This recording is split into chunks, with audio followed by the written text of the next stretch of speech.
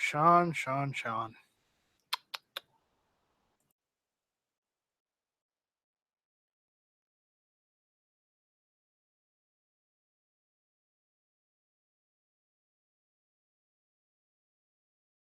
G-Webs, we need a Slacker patch or like a Slacker badge on gun channels. Get on that.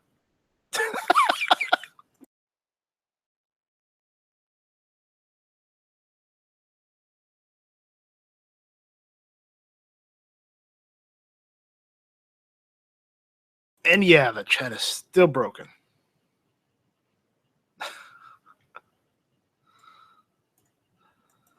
No, don't thank him for anyone or for anything, because no, just no.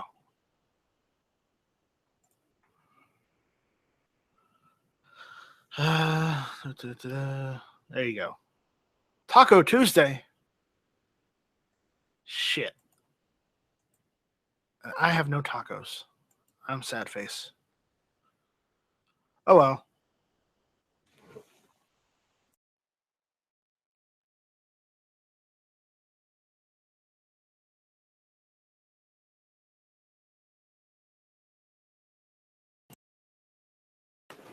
No tacos today. Oh my.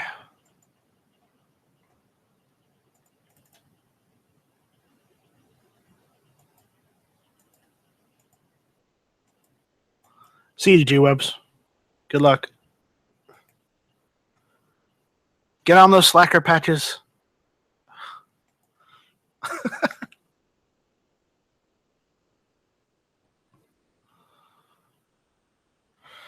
I'm gonna need a new microphone probably. Someone's giving me problems.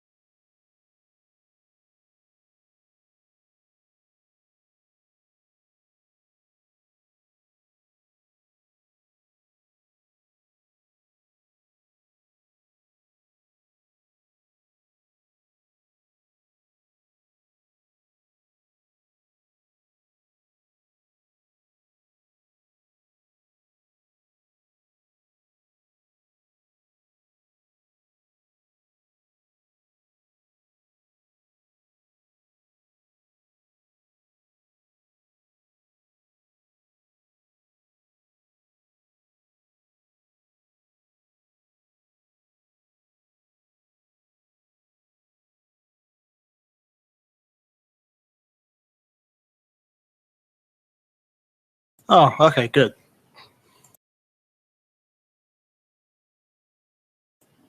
Oh, have fun, G-Webs.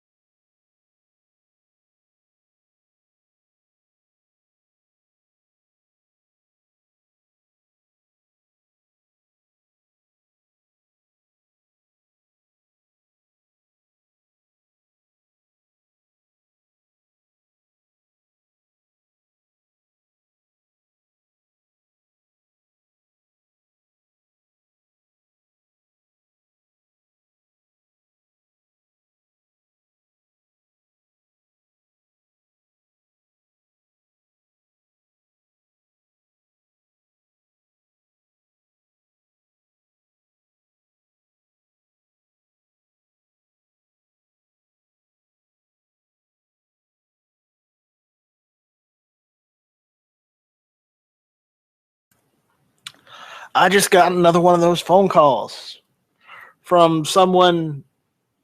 Well, I could tell his name wasn't Steve, considering he had the Indian accent. It was probably like something like Apu or uh, Ahmed or something. One of those Indian names.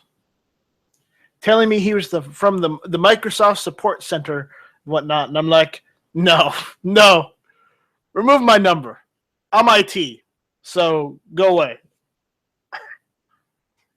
They never responded. They just hung up on me.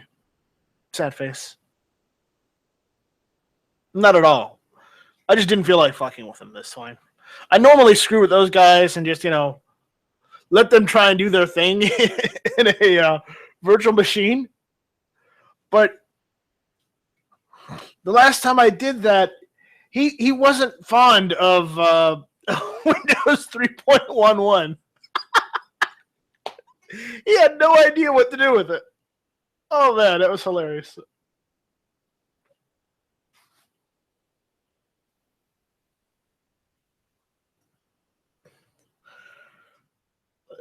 I've also tried Windows 95, 98, XP. You really want to screw them up, try ME. That's always fun.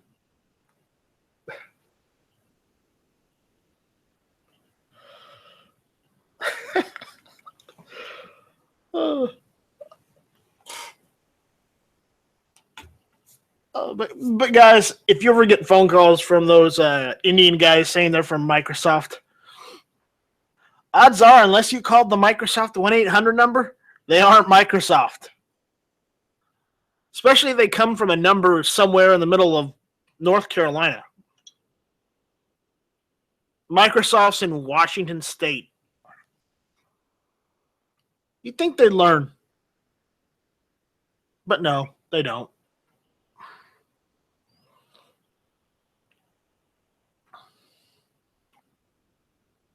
Anyways, fun stuff.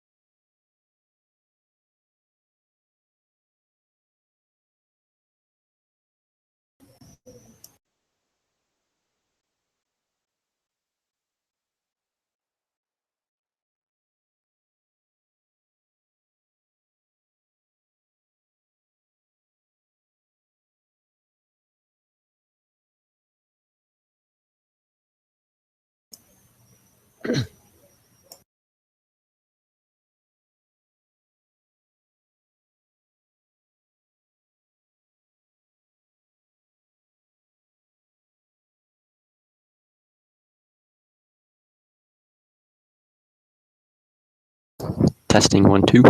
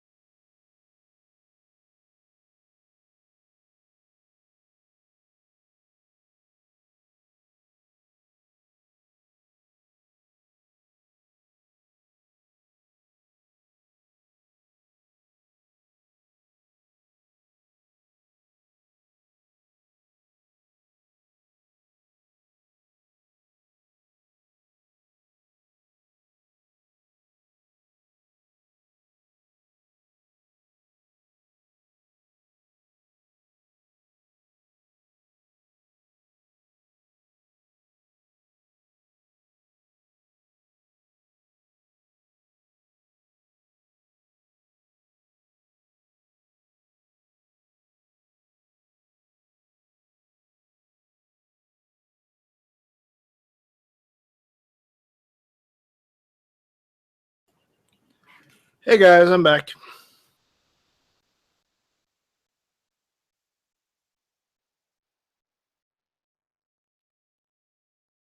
All right, the super secret Let's Be Quiet in the Lobby edition. Awesome. Hey, I was just waiting for someone to talk first. We ruined it. We ruined the super secret quiet lobby episode. Oh well. Oh well, indeed. So, do you care about the Super Bowl? Sometimes I did last year because the Panthers were in there, but we all know how that turned out. Yeah, the Panthers didn't win. I'd just like to see a Southern team win, just so that we could say the South will rise again. And the funny part is, I'm not even from the South technically. I'm from the Southwest. My roommate, who's kind of sort of has racist tendencies, he likes the Patriots because he's like, all their wide receivers are white. I was like, oh, wow. Jesus. Wow. Could you be it? You should tell him, all right, man, just get it out in the air. Just don the white sheet. I'll call your local representative for you. They can come down and take you to the meetings. Yeah. Yeah, me and my other roommate, a.k.a. his girlfriend, just give him shit every day about it. He was like, what? I learned it from my dad. I was like, well, just because you learned something doesn't mean you got to practice it. No, just because you learned it from your dad doesn't mean it was right. Yeah. It's like, I learned a lot of stuff in Sunday school. Doesn't mean I, live by that. See, my mother and my grandmother are from Indiana, okay? My grandfather, which is my mother's father, he was from West Virginia. And he was from the part that somehow or other, was right next to the border of Kentucky. And that's how we got related to the Hatfields. I don't know how, but something happened there. So, well, you got to think there wasn't as many people back then, so people were having relations with just about anyone they could find, so it makes sense. Well, here's the problem. In that area, there's not a lot of people to begin with, so... Oh, yeah, I've been we had to do a field trip to West Virginia when I was in school, and there's, like, nobody up there. And we stopped at this gas station, and there's, like, a kind of a good-looking girl working there, I guess, for West Virginia standards. My teacher was like, yeah, that's probably the hottest piece of ass in West Virginia, son. You have no chance. I was like, man, I sure do miss Wilmington right now. I'm not saying anything to be mean. I probably still have some relatives left in West Virginia, but the issue is no. I mean, it's nice up there. Like, I've been skiing up there before. But here, I'm going to bring this back around so that we can make fun of him because it's relevant. Guess who's from West Virginia? Yankee. Yankee. No, that's not much of a surprise considering he talks about it all the damn time. Yeah, I feel like it probably at least once a month he mentioned someone in his family being from West Virginia. Yeah, well, my grandfather was West Virginia. His family were from West Virginia. Hell, at one point they had a plantation in West Virginia, and they fought for the Revolutionary War. What's your excuse, Yankee? That's how far my grandfather's family goes back. I think my dad's side of the family, they go back to like the early 1700s. Like when I think the states were still colonies. And on my mom's side, I think they came over in the 1860s or 70s. They were poor as hell. So I think everyone in my family's been pretty much poor as hell. Yeah. My great-grandmother, she was an oddball because she's from a family that is that were apparently somewhere down the line, one of our great-grandfathers was a Harrison. Of the famed presidents and, Oh, the Pawn Star guys? I think they're related. No, they're related, but they're not. Yeah. They said they're a nephew, whereas, it happens to be one of the Harrisons above, Benjamin and William Henry, probably the one above the one that signed the Constitution. Not the Constitution, but the Independent Declaration. Declaration of Independence. So, we go further back. So we have more. It's not much of a legitimacy, but it's more legitimate than what they have. But at the point is, it's so far back, it doesn't matter anyways. They, you couldn't even recognize them either. Oh yeah, it's like Bush and Kerry are related to each other. They're like eighth cousins or something.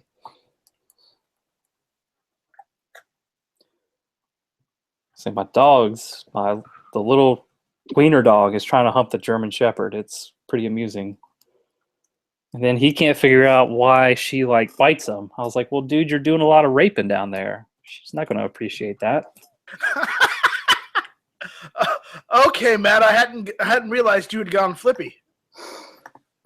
There's nothing flippy about that statement. No, flippy statement would be like, yeah, my German dog likes doing my chow because who doesn't like an Asian? Yeah,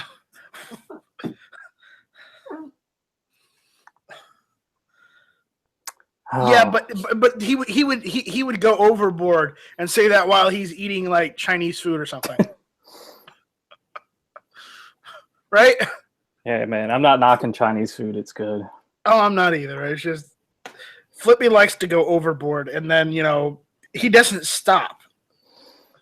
Well, that's like when people try to make a racist statement out of fried chicken and watermelon. I was like, dude, I love fried chicken and watermelon, so you can knock that shit right off. if that qualifies you as being a black person, then I might as well be MLK because I love that shit. I mean, I just like fried chicken. I'm not. I'll eat watermelon, but I'm not a fan of it. I mean, it's not my favorite fruit. I always liked it when I was a kid, and then when we got to college, we would drill a hole in it and fill it with vodka.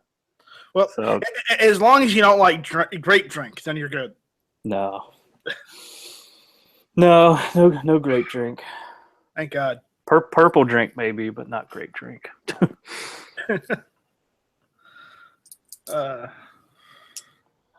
So they, I guess, voted in the education lady that no one wanted.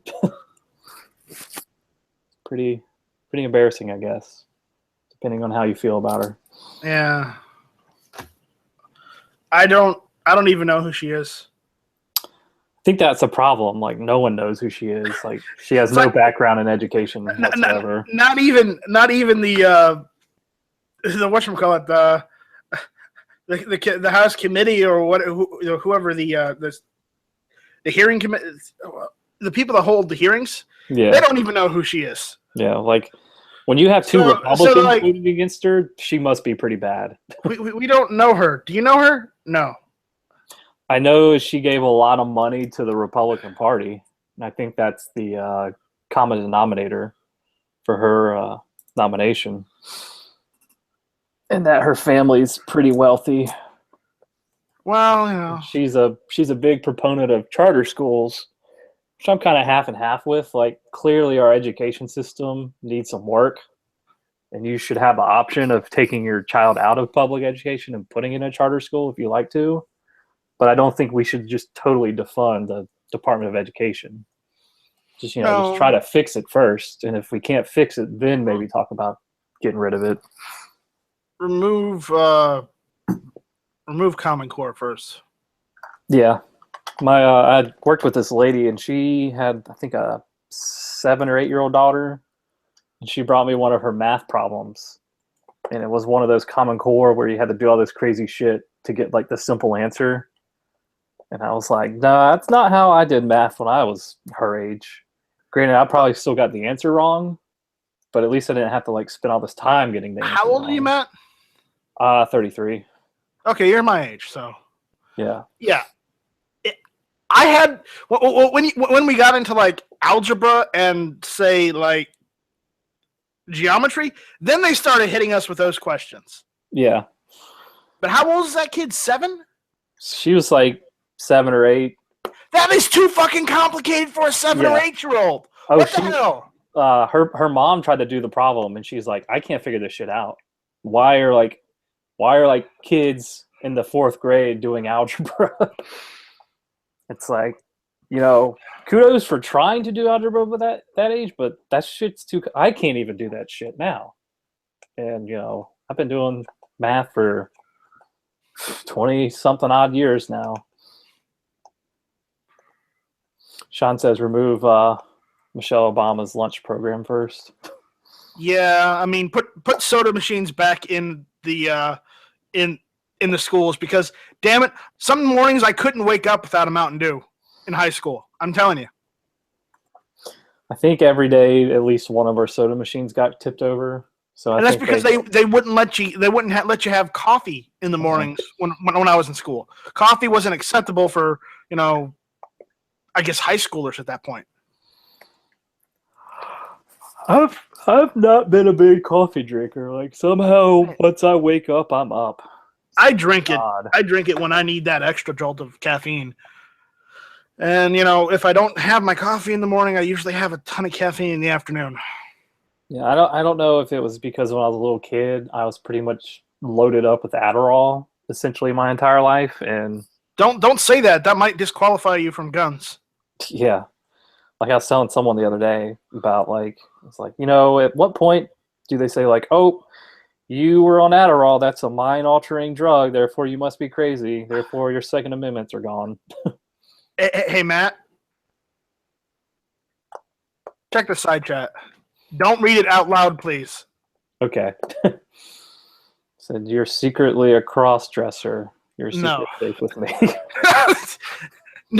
No, that's Yankee. We've all seen him in the bra.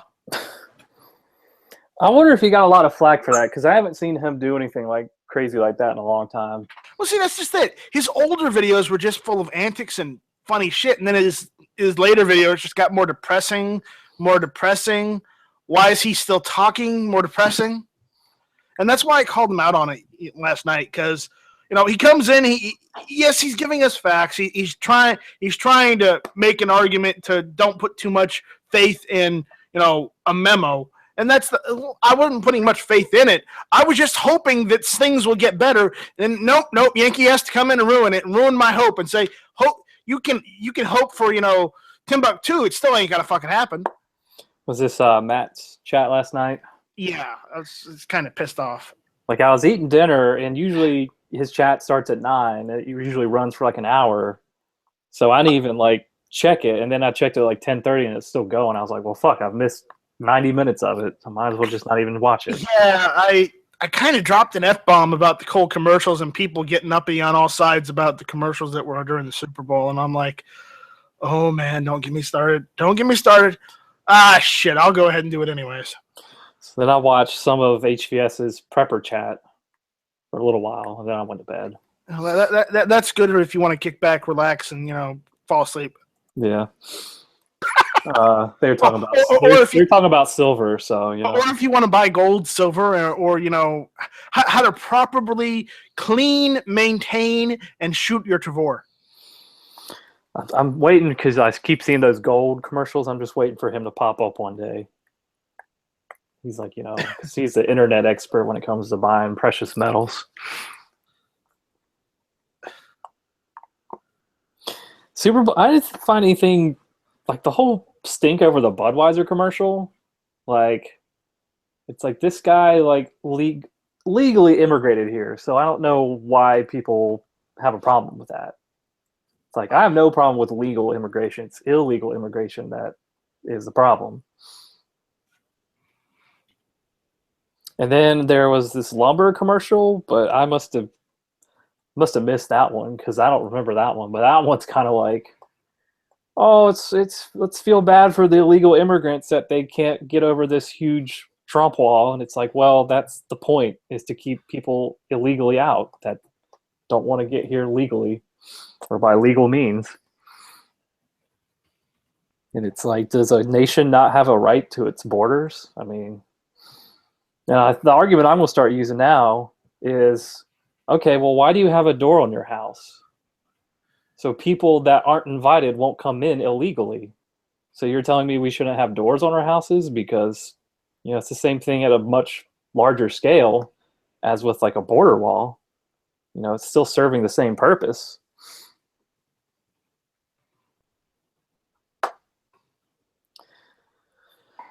Right. But I digress. I'm writing the email right now, Sean.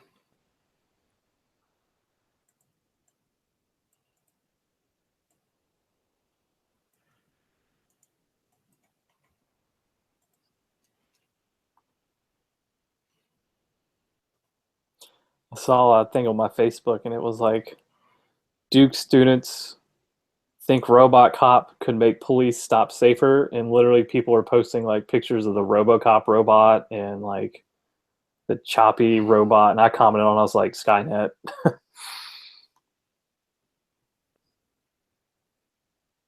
It's like, this is how either the Matrix is going to happen or the Terminator is going to happen. Either which way, it's not going to be good for humanity. Well, Matt, remember, if you're listening to this, you are the resistance. Yeah. And people say they say that one was an awful movie with Christian Bale, but I'll be honest. Besides Terminator 3 and the one they did after, I liked Salvation better. Yeah, I didn't think Salvation was terrible, you know. I you know, after watching 3 and not liking 3, I liked Salvation.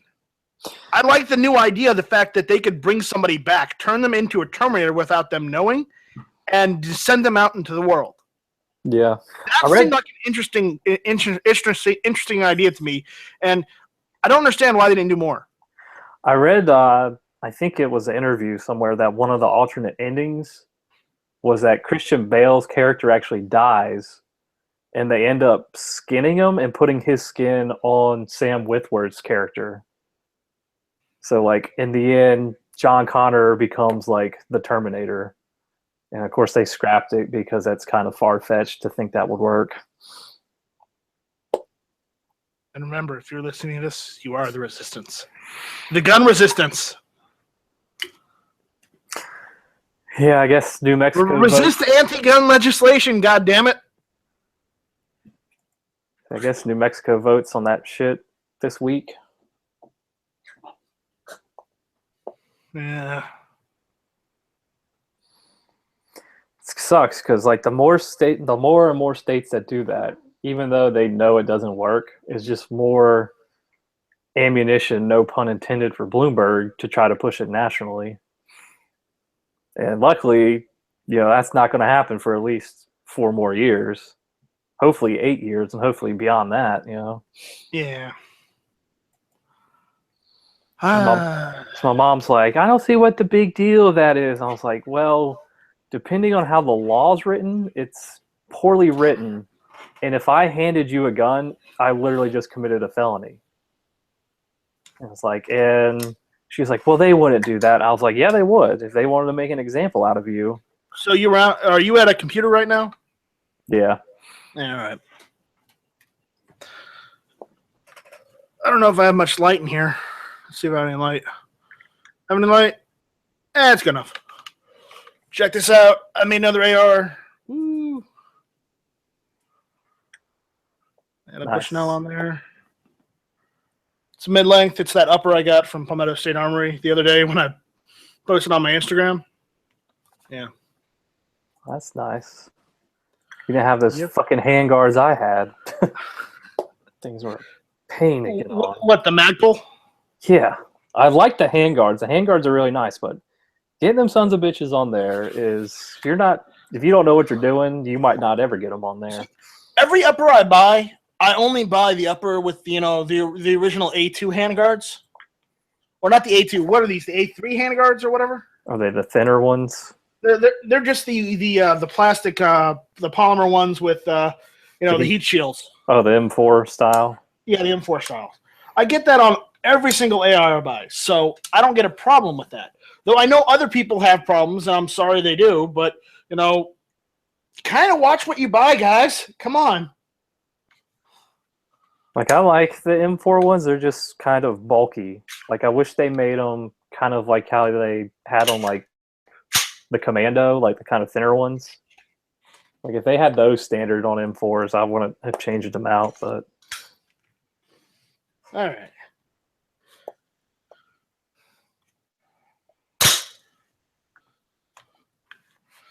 I got a nitride bolt carrier group in this one. So. Yeah, I was watching Forgotten Weapons posted a video today talking about how Colt SP1s are slowly starting to become CNR eligible. You realize the SP1s that are supposed to be. I assume you have someone at the door. They just like to bark at everything. I was on a job interview earlier, and they were barking like crazy, so I was literally like stuck in the closet talking. Shut up! Yeah, they won't shut the hell up. You know, they have these things called muzzles.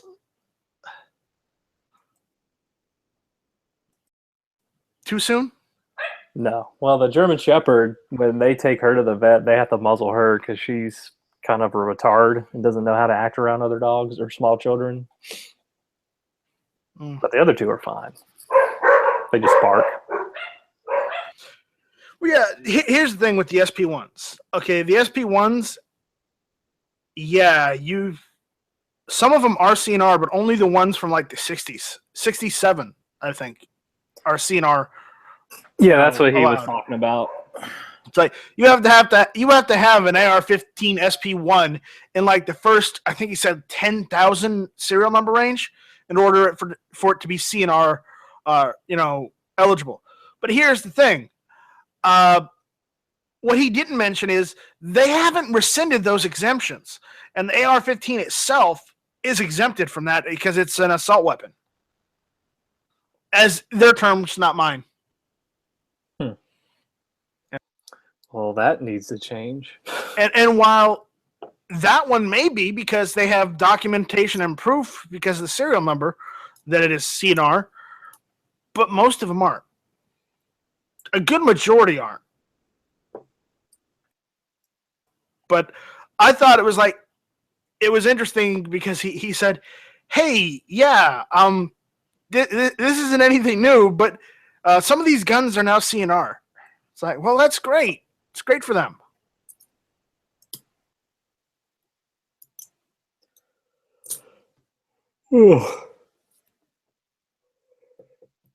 So what are y'all talking about on Hit or Miss tonight? I don't have anything planned tonight.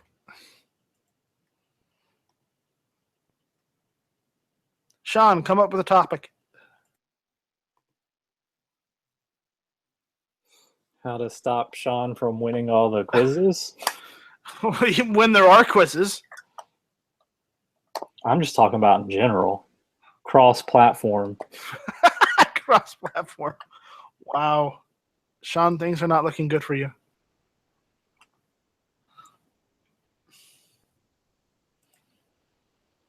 I think G-Webs the other day said, I think she's up in the 30s maybe. And that was before they actually stopped taking count.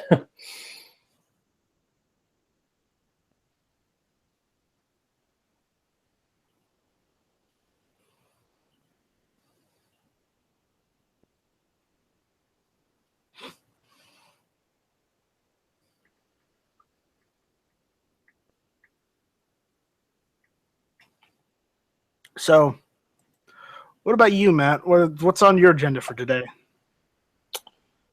Not a damn thing. Washing clothes. Just had a somewhat job interview, and that's about it. Where was the job local or is it somewhere else? Yeah, it's like a temp contract position, but there's potential for permanent hire after that. Would be monitoring decibel levels at some ridge constructions they're doing around Wake County. And she was like, do you know much about what this job entails? And just from watching suppressor videos, I was like, well, I know anything above 140 decibels, it starts to permanently damage your hearing. So it would be like a third shift, just making sure, I guess, they stay in noise compliances with OSHA and I guess local town ordinance. So what are they making? I guess they're refurbishing some bridges, or they're redoing bridges in Wake County. I don't know if they're Ooh. upgrading them or whatnot, but I would be like taking the data and submitting the data and making sure they're following, I guess, the compliances they set forth. Right. Well, I guess I'll find out more when they bring me in for an interview.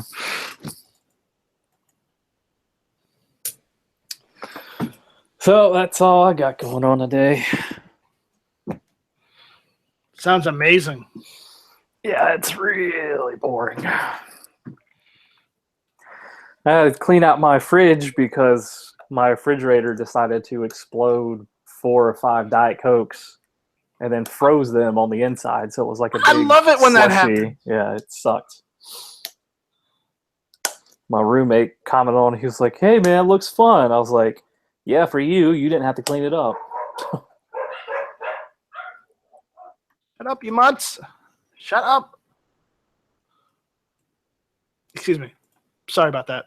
Say, I guess the mailman might be here. How could you tell?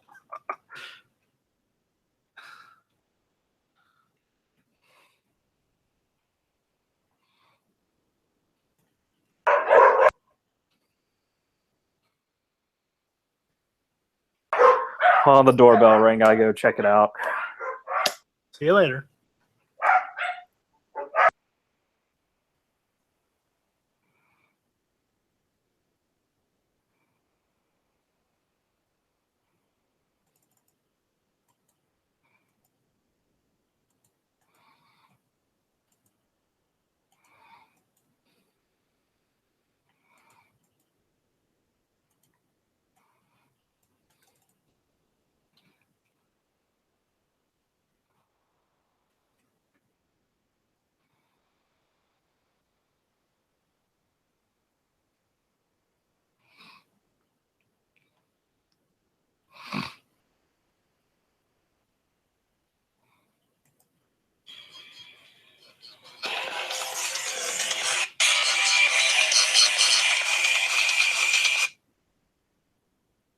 Hello. Hello.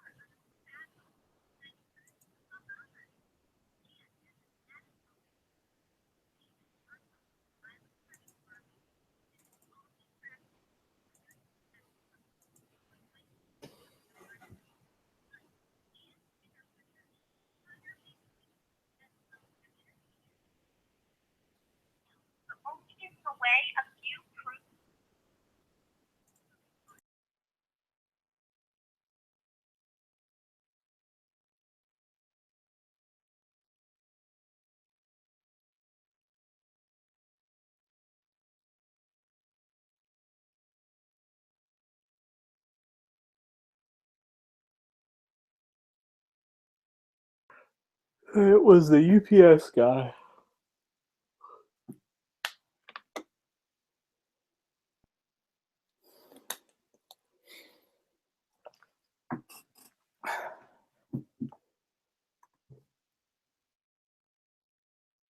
Fucking telemarketers. Yeah. They've gotten so bad where they almost sound like real people now with their automated systems. You don't fall into that trap, that telemarketing scheme going around. All I do is, if I answer them, I just go and say, yeah, no, just remove my number. Hmm.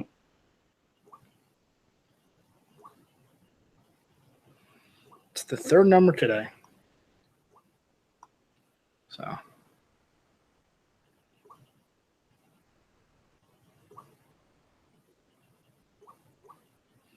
All right.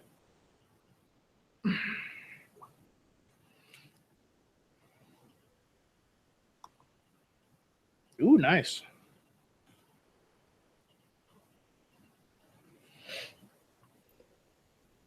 Oh, I gotta watch this video of apparently Rob Gronkowski at the parade catching a beer, chugging it, and then Gronk spiking the can.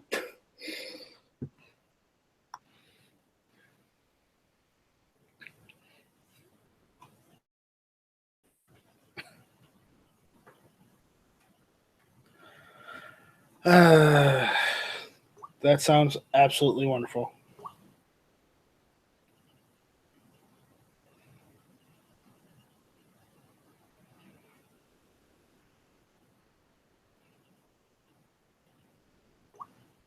All right, so is Sean on the no talk list? It's being very, very quiet. And that wasn't supposed to be an Asian person. Supposed to be Bugs Bunny. Or Elmer Fudd, I should say. Yeah, don't say those Asian jokes, otherwise Sean will take offense. You know. Oh man, I got a really good, almost stone guy is Asian joke. You know, every time Sean mentions he has car trouble, I instinctively want to respond, well, that's what you get for buying a Daewoo. Well, I don't know. Well, Sean's not Chinese, so he won't be offended by this. And plus, they're a bunch of dirty commies. What's a Chinese dentist's favorite time of day? Oh, 2:30, 2:30. Oh, God. Oh, wow. That's bad. I tell that joke to work, and some people find it hilarious, and then some people are like, oh, dad joke.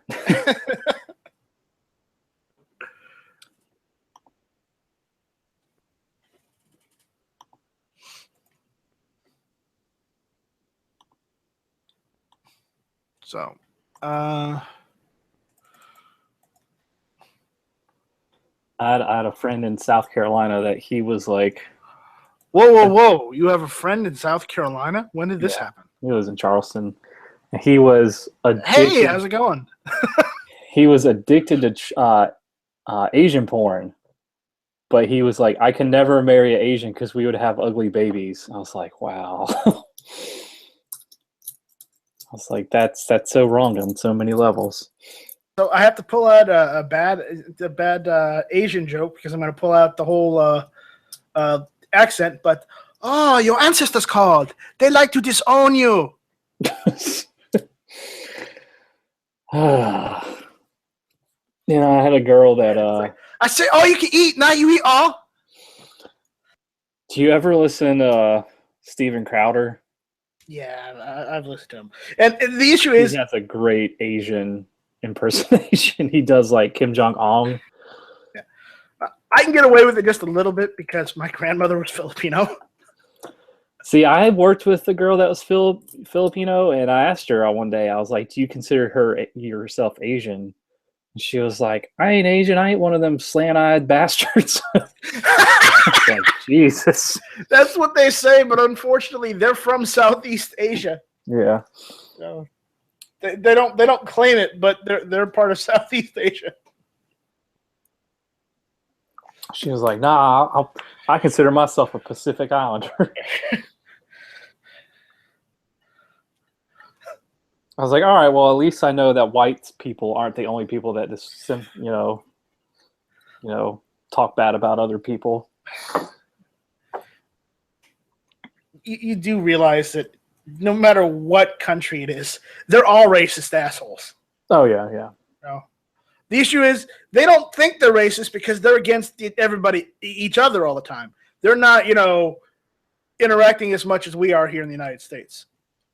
Well, I had a black friend in high school, and he was like, yeah, the most racism I've ever got was from fellow black people, because he was like kind of a lighter skinned black person, and he wasn't black enough to them, so they like kind of frowned upon him. And he actually did good in school and went to college and has a job, and so I guess a big no-no in the black community. Yeah, he actually knows his father. Yeah. You know, he's one of the few that I can actually say, "Thank you for the warning, officer." Well, see, that's the thing I don't get about the Democrats, specifically like African American Democrats, is it's like your policies you've been pushing since the '60s has essentially destroyed the black family unit in this country. You fucked them over more than you Yeah. helped. Yeah, they refuse to take any responsibility for that. Well, here's another thing. Since you do realize that the old school Southern Democrats are the ones that started the KKK in the first Oh place. yeah. Oh, I point that out to like my parents all the time. And these Democrats go after the shit on Jeff Sessions. He's not even a Democrat. He's a Republican. Yeah. Well, that's why they can't stand any black conservatives. But they're trying to put that on Trump and saying Trump is racist and whatnot. And honestly, you want racism? Just ask in some of these more gun restrictive states. Ask the Democratic senators why they won't allow open carry, why they won't allow concealed carry, and they won't give you an answer because they don't want to answer you. Do you know why? Because half the time they'll say it's because they don't want black people with guns. Oh yeah, I mean, like almost every gun law, especially in the South, it's all based behind racism. Like, I don't care what color your skin is, what slant your eye is, or what country your ancestors came from. If you are an American, if you were born here, if you believe in the Constitution, if you want to exercise any constitutional right that you have, go for it. That means the first, the second, the third, the fourth, all of them. If you can find a way to exercise all of your constitutional rights, go for it. yeah, that's kind of how I feel. I don't see why that's such a problem, but apparently, oh man, I'm one of those crazy tinfoil hat spam eating types. Yeah, like I work with a lot of minorities and we, talk about stuff like that and they're all like, yeah, Al Sharpton's like the biggest racist we know of. They're all, like, a lot of them are gun owners and they're just like, yeah, like, I went to a gun show like a month ago and there was like a lot of minorities there. And I was like, Al Sharpton would make you think that, no minorities own firearms. It's like he should come to a gun show in the South one day and he'll realize that there are a lot of like black guys walking around with AR-15s. There are a lot of black guys buying concealed carry. Obviously, he's never been to the South and he doesn't know who Colin Noor is. Yeah, it's just like, it's just ignorance on like just such a huge level. I'm just shocked that people haven't wised up to it. Or Hank Strange. Yeah, and it's like, just think about all the non-famous YouTube minorities that own firearms that you don't ever hear about that are out there. That are out there doing their own thing and exercising their Second Amendment and having fun. And honestly, I don't see what the problem is. I don't. As long as you're an American and you're exercising your Second Amendment responsibly, what's the point? What is the point? Why try and take that away from people? I don't know. I'm trying to figure that out. And the only thing I figured out is just because they want to be a communist asshole. They want to try and turn us into what Europe's become now, where you can't defend yourself, just so that they can keep taking kickbacks from other countries. Yeah, it's like when Obama was like, "We should be more like Europe." I was like, "No, we shouldn't." It's like, if you want to live like a European, go live in Europe. Go to Europe if you want to be live like a European, please. Yeah.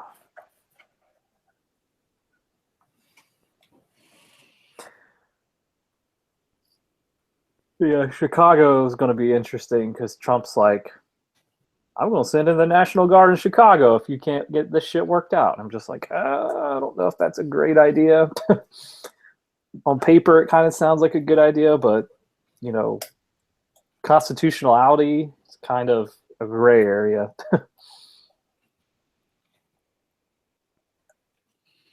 Yeah, well, he's trying to help, Granted, he's not trying. Granted, he's not entirely doing it in the right way, but at least he's trying to do something as opposed to just sitting there letting it happen all the time and not doing or saying anything about it other than we need to just take away everybody's guns. Yeah. If I had like a shit ton of money, I would just troll Al Sharpton and be like, "Hey Al, I'll give $1 million to your network if you like just go walk the south streets of Chicago for a day without your bodyguards. And if you can get out without getting shot or robbed, then I'll give you this money." And he probably wouldn't do it. No, I tell him suicide. I tell him to go to North Charleston in South Carolina. Walk the streets of North Charleston. It's about the same. So yeah, it's like they talk about gun violence, but they wouldn't dare fucking live there. It's like, where do they live? Oh, in like gated communities surrounded by white people. Well, I think it's because he wants the man working for him. He doesn't want to work for the man. Yes. Yeah. His words, not mine. But like, I don't know if you've ever seen reruns of trying to think of the guy. He had like a talk show back in the late 80s, but it was like kind of like Jerry Springer before Jerry Springer. And he had Al Sharpton on there, and I'm trying to think of his names. Arsenio Hall? No, he's a white guy. A white guy. He's a white guy, and he Larry King. No, I'm trying to think of his something Downey. Robert Morton Downey show or something like that. Last name was Downey. Anyways, he had Al Sharpton on there one time, and this other black guy that's an NRA board member who's like, his kid was killed by a gang member, so he's been like pro 2A his whole life. And they got in this shouting match, and this guy pushes over Al Sharpton, and this was Al Sharpton was like 400 pounds. And he just like fucking almost fights Al Sharpton on this national stage, and like all the bodyguards had to come out and stop him, and it was just like, it's always nice to see Al Sharpton like fucking get beat up. Yeah.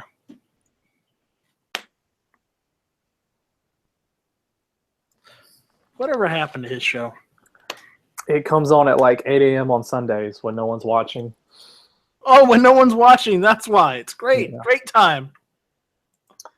Because I think fucking MSNBC realized that you're not going to get new viewership if you just have a race baiter on in prime time. Just that's all he is, you know. Like he's made his fortune by, you know, drumming up racism. Yeah. And Sean is strictly, you know, Morton Downey Jr. That's it. Yeah. Yeah. Sean is strictly set to text chat only. Apparently the boss is in today. Oh. So he can't do anything. Yeah, wasting company time probably is not the best thing to do. No, it's not. Either that or he's building more clocks. Yeah, he actually probably builds them, unlike the clock boy. Yeah, no, right, totally. No, with Sean, clock lives matter. I got one of them Black Rifles Matters little morale patch. Yeah. And I thought about putting on one of my hats. And I was like, I don't want to get like sucker punched. I got some patches from G-Webs the other day. I finally have an AK April patch. I've been debating on buying one of those or not. Since it's almost April. It's almost April. I have an AK. I'm good for AK April. Still kind of mad he didn't promote my Sep Kimber like he did AK April. No, it's better if it's Sigtember. Yeah, but who wants a Sig nowadays? They're crap. They're garbage. True. It's true. So we have to come up with something good for September. So so no one wants Sigs. No one wants Kimbers either. Yeah, they're kind of crap now. Yeah, because they use MIM. You know. Also, the Sig guy ran Kimber, and after he fucked Kimber over, Sig brought him on board to fuck Sig over. Sig Kimber. No.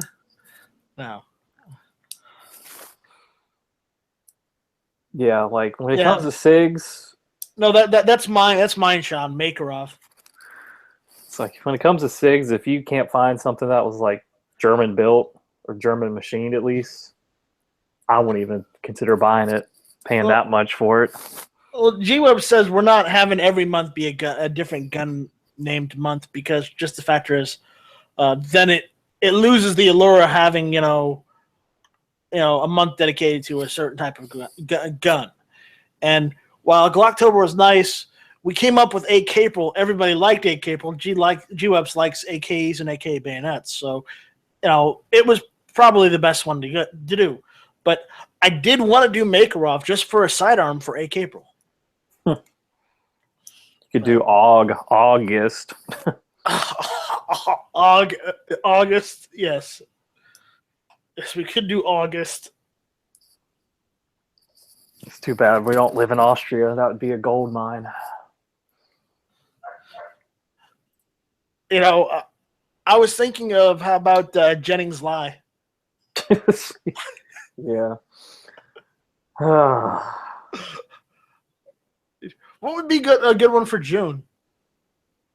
I'm trying to think of a gun company that rhymes with June. I'll have to think about that one. It's like nothing's going to beat Glocktober, though. No, AK April beats Glocktober. Because it's AK April.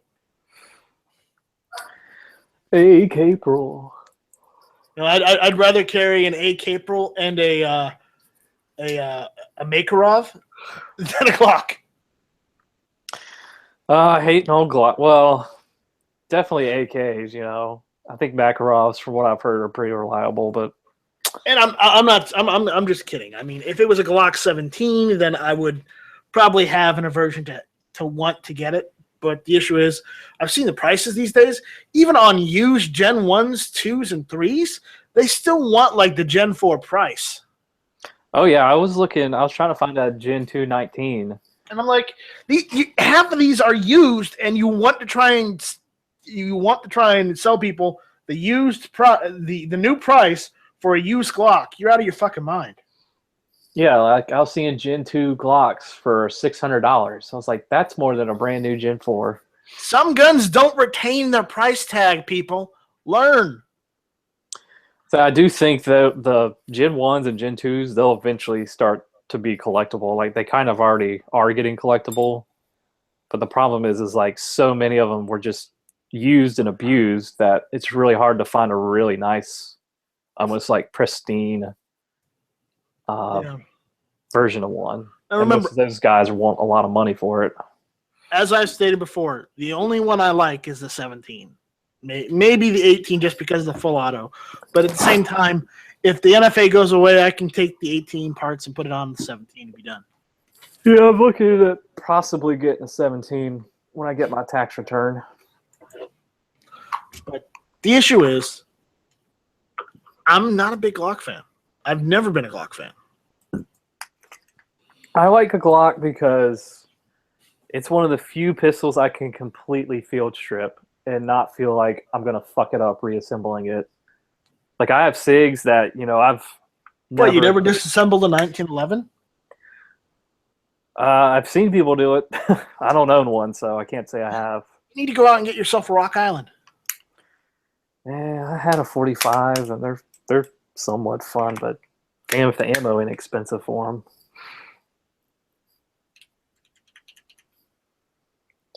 See, if I got a 45, I would want to get one that's actually like Okay, here's what you do. certified used in the war. Like one of my buddies has got one of those.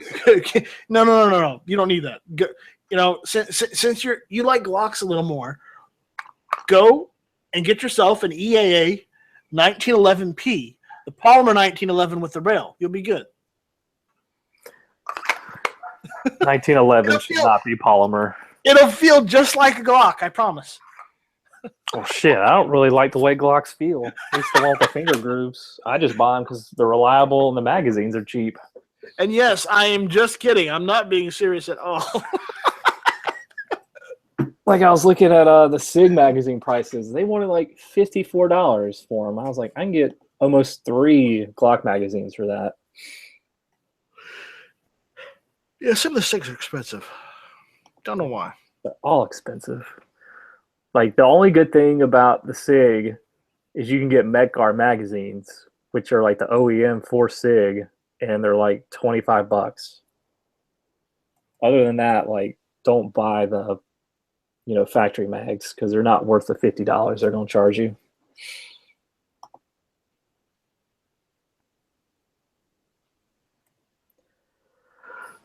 And that's why I like Glocks. I can get one on Midway USA for like $21.99.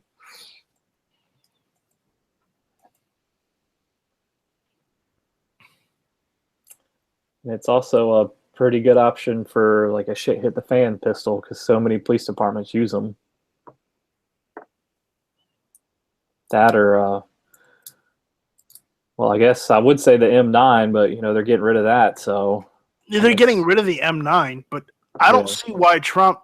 Trump wants to make money, wants the government to be more efficient. I don't see why he shouldn't just tell the army, well, hey, guess what? Since you've used the M9 for a while and you're getting rid of it, you're going to go and send all those M9s to the CMP so we can make some money back on those things. Yeah, that's what he should do. That would make sense. If it's semi-auto, send it to the CMP. If it's bolt action, send it to the CMP. Well, there's a certain group of politicians that would hate the idea of more guns on the street. So, but thankfully they're not in complete power right now. They're not in power. So, well, I was trying to explain to my mom like behind the whole suppressor hearing protection act, and she doesn't fucking understand because she doesn't know guns, she doesn't hunt or anything. But then she was like talking about Democrats. I was like, well, here's a little tip from a former Democrat that's now more of a classical liberal, libertarian, conservative.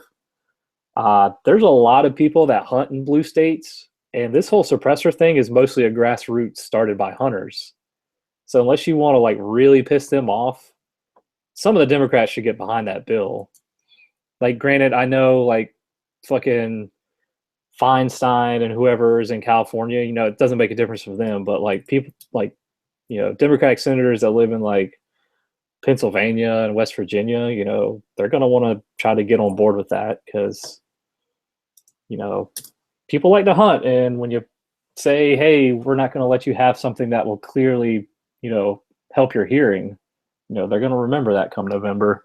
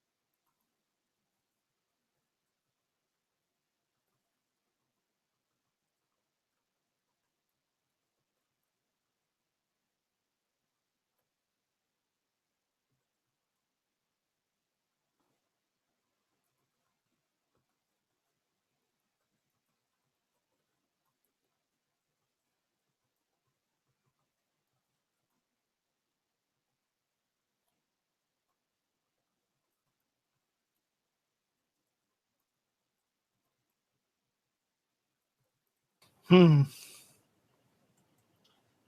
I hate the new chat. I'll be typing something and it just stops mid sentence. And then it stalls your browser and gone. Yep. Yeah. So, anyways.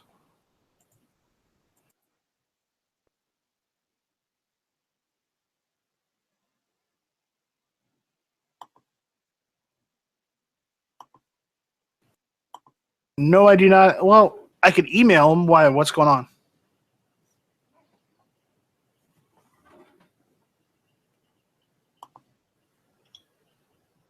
I think I have Dano's number.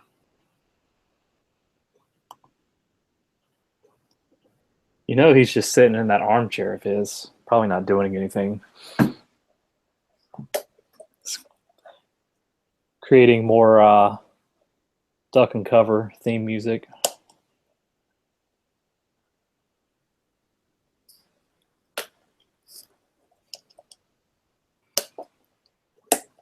Hmm.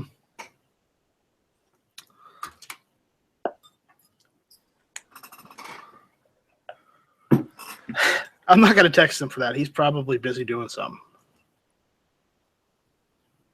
So.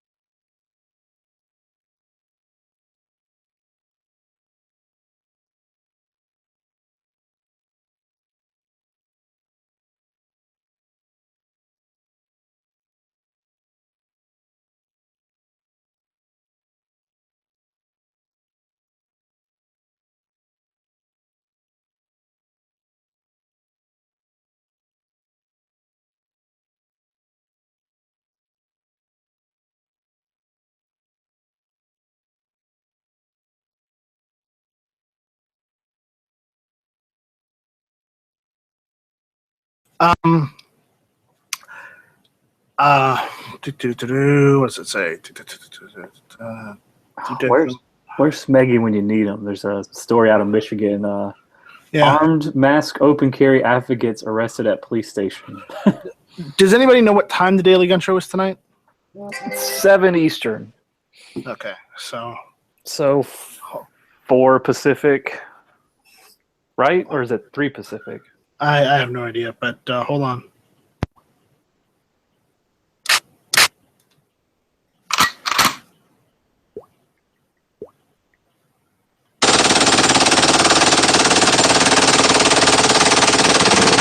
Dark cover.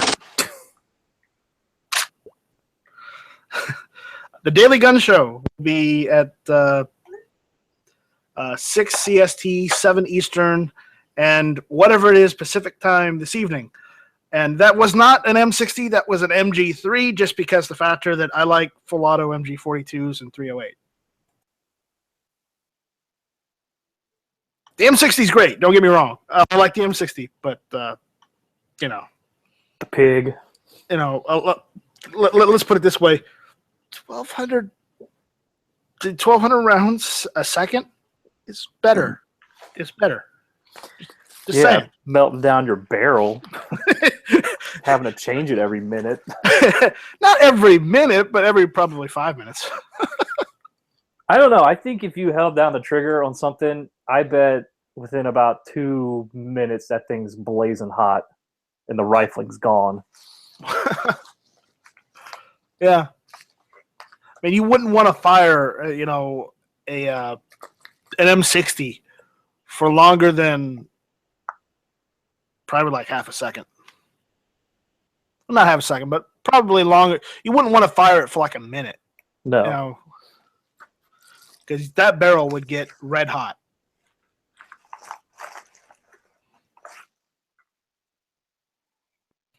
But yeah.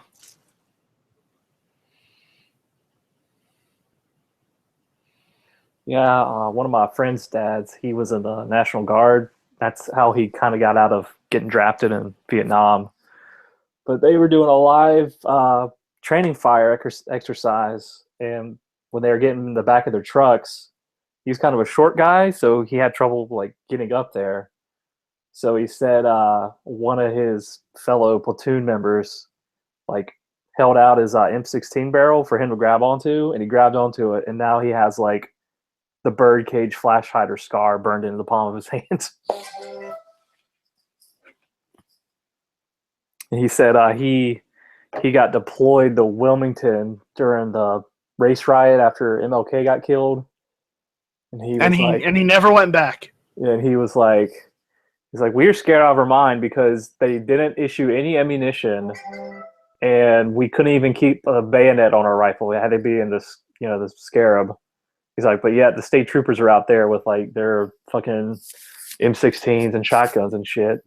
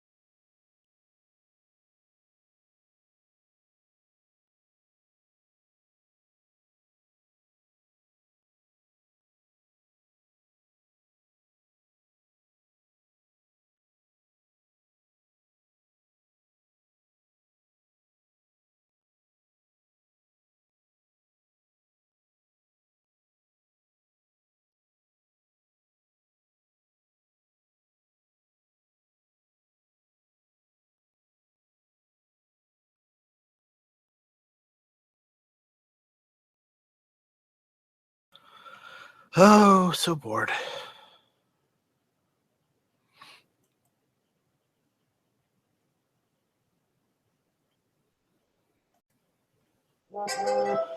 My Google Hangouts being slow as fuck.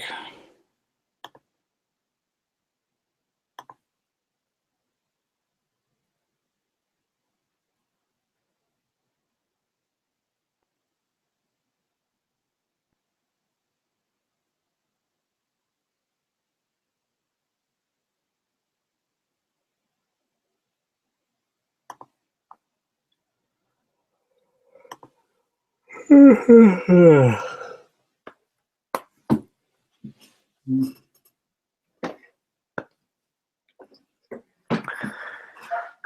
gotta go let my dogs in real quick. I'll be right back. Good luck.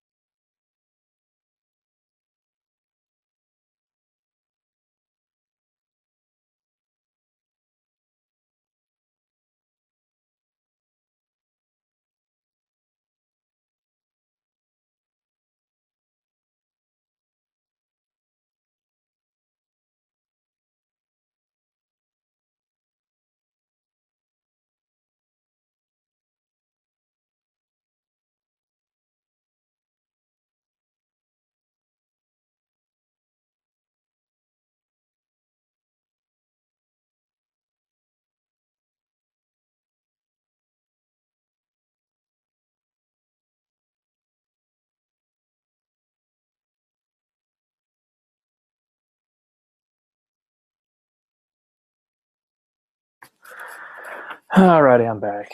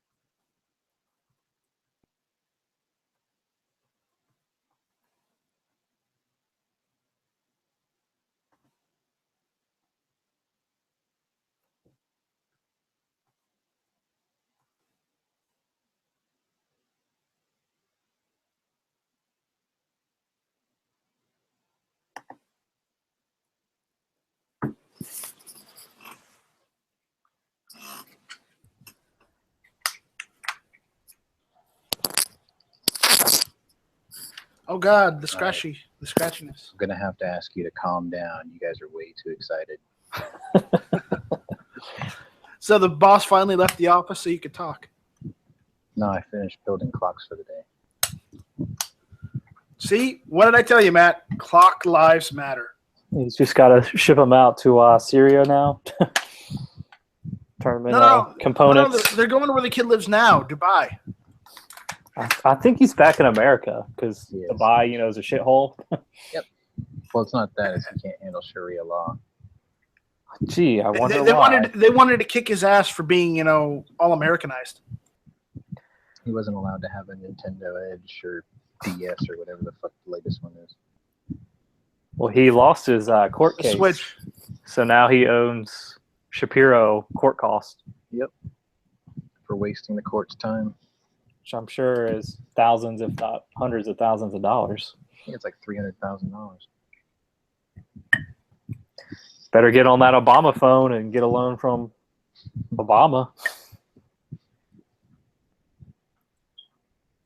He's gonna be munching on Pelosi's box for a long time. Ugh. So I think I found a fatal flaw in the new time slot for the Daily Gun Show. You're on the road. No, it's gonna put him in a ratings war with Andalusia Armory tonight. Oh, that's right. Because I think theirs starts at 7, doesn't it? Same time.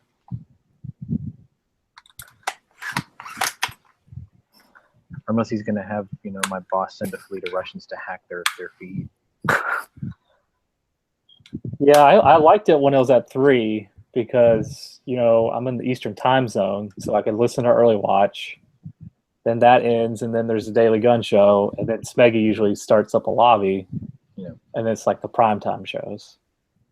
Whereas, like I know we're kind of filling in for Jimmy, but I don't know.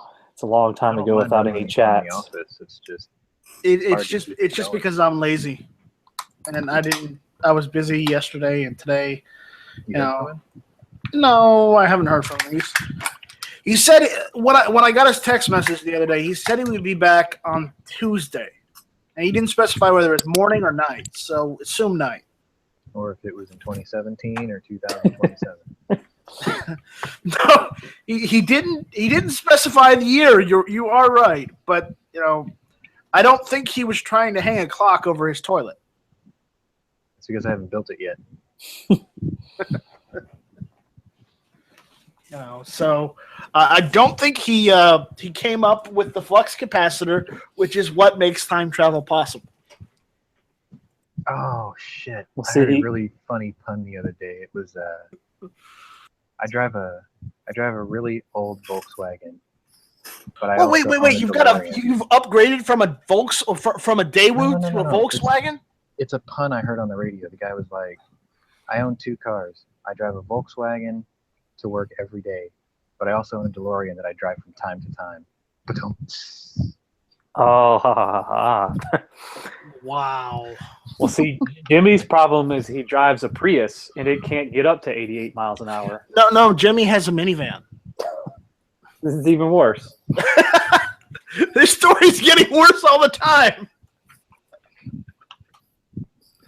So technically, Jimmy should be driving the van of the Syrians that shoot Doc Brown. So, No, it's a minivan, not a Volkswagen van. oh, is that what the terrorist had? Yeah, the terrorists had a Volkswagen van. They took the shittiest car at the time, which was, I guess, the Volkswagen van, because nobody knew how to work on them properly back then. Oh, I thought you were talking about the DeLorean. And they used that to chase the DeLorean with.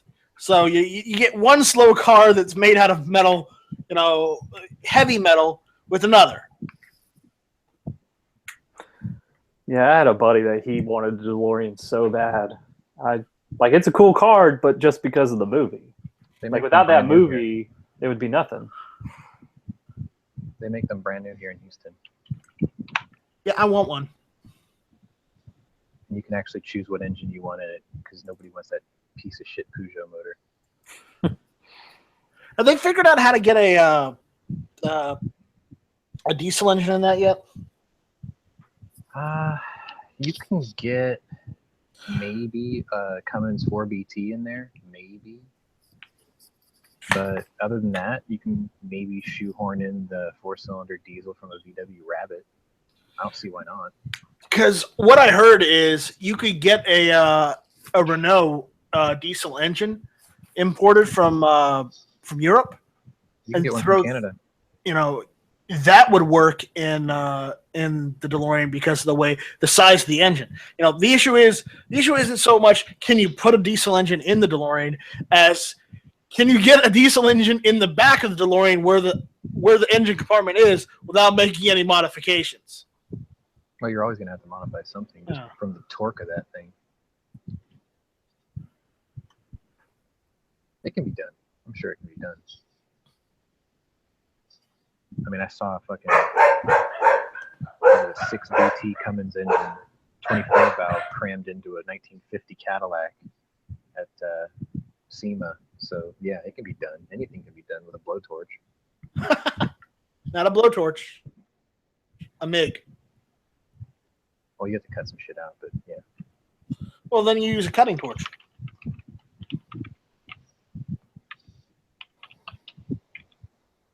Hey, I know how to weld, so you use a cutting torch to cut. You use I know how to MIG. make clocks. Well, when you've made as many clocks as you have, you know. It's small scale welding. But the problem is, they're always on the wrong hand. Time's always off. Actually, the really fucked up thing is my Fiat has a digital clock and it runs slow. But Like every daylight savings, I have to readjust the clock, forward or back an hour, plus like 21 minutes.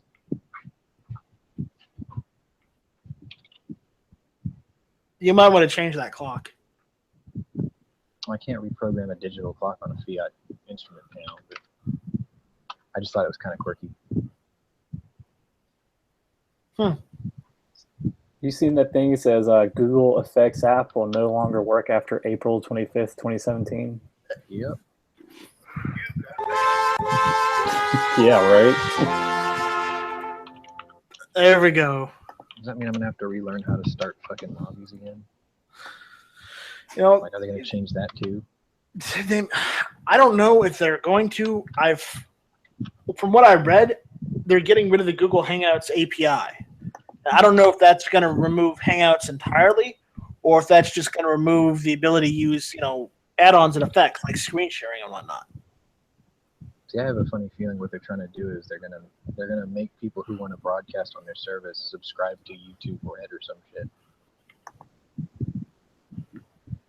At that point, I'm just going to I'll go to a different service. Yeah. It'll be for full 30 for life. Full 30 for life. I don't know if we can do live streams on Full 30.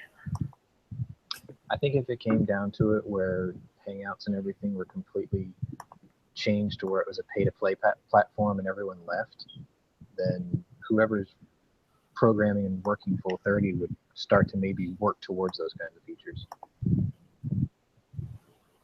Ooh, who do we have? You've got mail. And I've got mail. I've got mail, so forget you. And you had a third Sean come in here? What the hell? No. No. Freud jumped in and he left.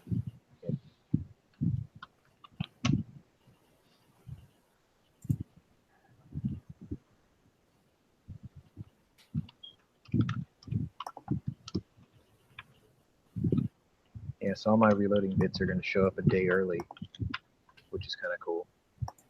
Thanks, Midway. And my Jurassic World sling is going to arrive a day late. Thanks a lot, Amazon. I should have everything before the weekend, though. At least you're able to buy more than 1 or 2 guns a year. Yeah. I don't know. The you were on last night. Yeah, the rifle I got yesterday. I've been wanting to get it since March of last year. It took me 11 months to get it.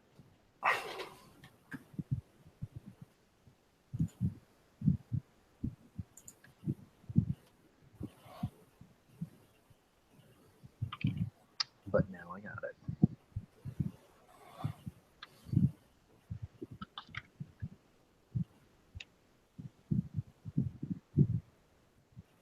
I'm trying to get a hold of a guy who's got another Marlin, the walnut one that's blued in 30-06. He's in my area. He's trying to sell it for $400 like 3 months ago, and I'm pretty sure it hasn't sold yet. So I'm trying to get a hold of him. I want that one too. I'm pulling a flippy. I saw it and I'm like, ooh, candy.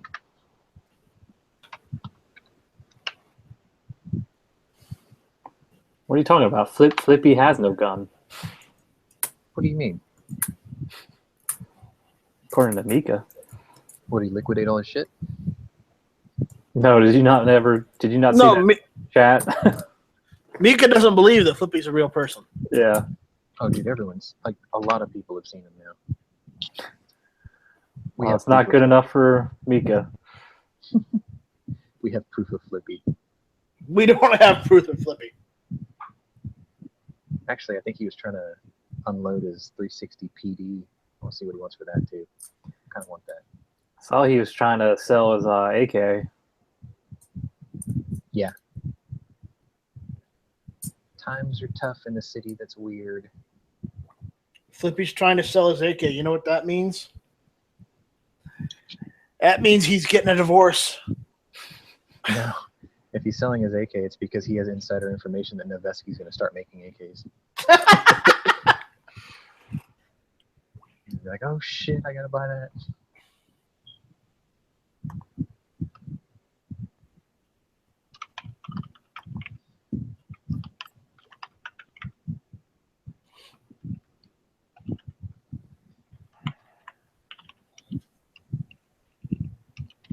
Yeah, I asked my my local shop yesterday while I was doing all the paperwork and shit if they don't mind me actually coming in and taking a couple of pictures so we can do like a gun shop of the day thing.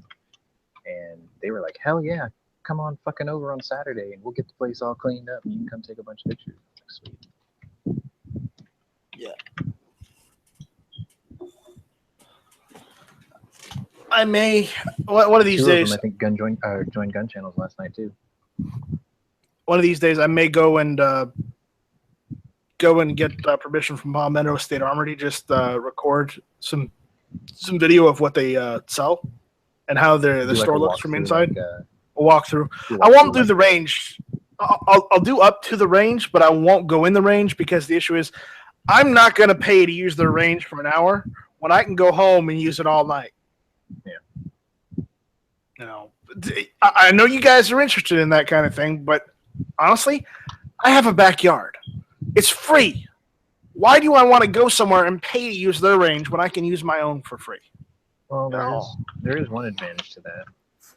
If you bring something interesting at a public range and people start coming over and asking if they can shoot it, and then they brought something that might be of interest to you, so then you're like, yeah, I'll have a go with that, and then they'll have a go with yours. The issue is the indoor ranges for Palmetto State Armory. Most of them only go up to 30 caliber. Oh, So the highest I could probably shoot would be my AK and my 308. That's probably the highest they'll let me shoot. my indoor range's backstop is supposedly rated for 20 millimeter, but they don't want to caliber over 45 on their range because I guess they don't want the noise and the concussion to put off other shooters. But I sort of worked out a deal with them where they'll let me do it like an hour before closing because there's not a lot of people there. But yeah, I'm gonna push the limit of their 45 caliber rule and bring the 45-70 over there. The other issue is that the Palmetto State Armory range, they won't let you bring in your own ammo. You have to only use their ammo Every time. every time. That's shitty. So I don't feel like paying their overinflated range prices for ammo. So because their ammo and the ammo sold in the other part of the store, which is much cheaper, that you could use, you can't bring that over there. Even if they see you buying it, they won't let you use it. You have to use the ammo they have at the range counter. And it's the same stuff. So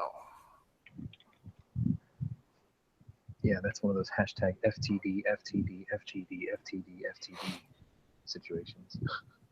but that's why I'll just go buy a shit ton of Tula, go home, and just go to town.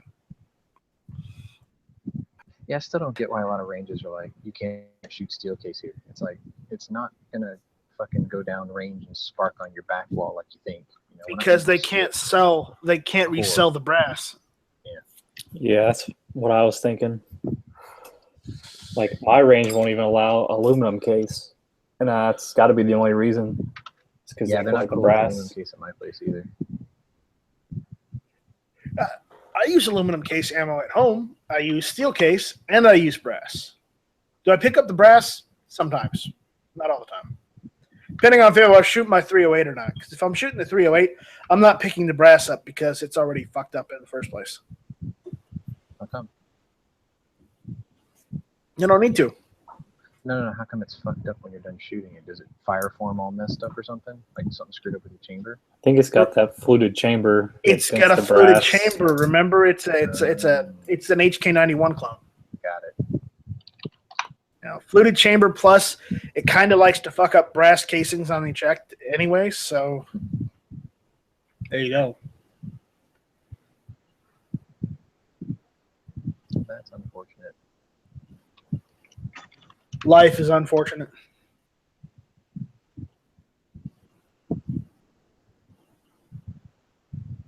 That sucks. That sucks. So it comes out with those horrific grooves all down the sides.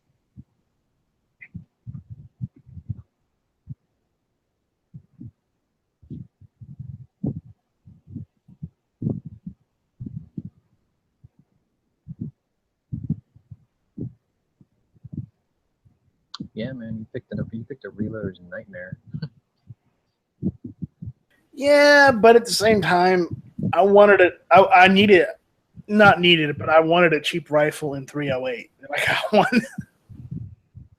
And I spent about, I don't know, probably about $100 to upgrade the stock, put a different muscle brake on, and get a bayonet Ended up for with it. the cost of a higher $308. Honestly, I don't care. I'm happy with what I got. I know I can't reload, but I don't reload in the first place. So remember, a lot I buy is just Tula in the first place. You will. You all will. Eventually. If Foose has his way, everyone would have a Dylan. I don't even have a Dylan. I don't have a use for it. The Dylan Gatling gun. No, the progressive press, Oh, right. the multi-station, the whole 9 yards. Like, I don't shoot that much to need one of those. And I shoot a lot. Like, I just have patience when I reload. It's not a big deal to me.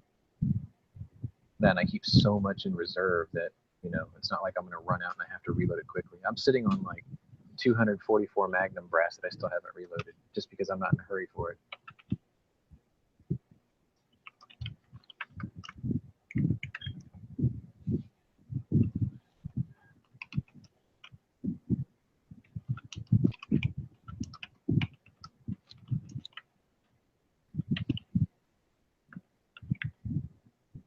I may start shooting some video though for my own channel just because people keep asking me about how am I reloading in such a small space with that bench that I've got.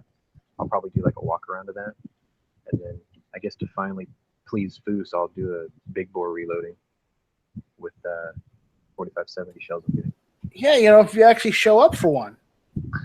That's why we stopped doing it, because we kept on getting you to show up and you never showed up. I know, but I mean, it's going to get to the point with reloading videos that, the process is going to be more or less the same for everybody, so it'll be redundant. But I think, at least for this particular caliber, it should be interesting just because there's 3 different loading styles for it.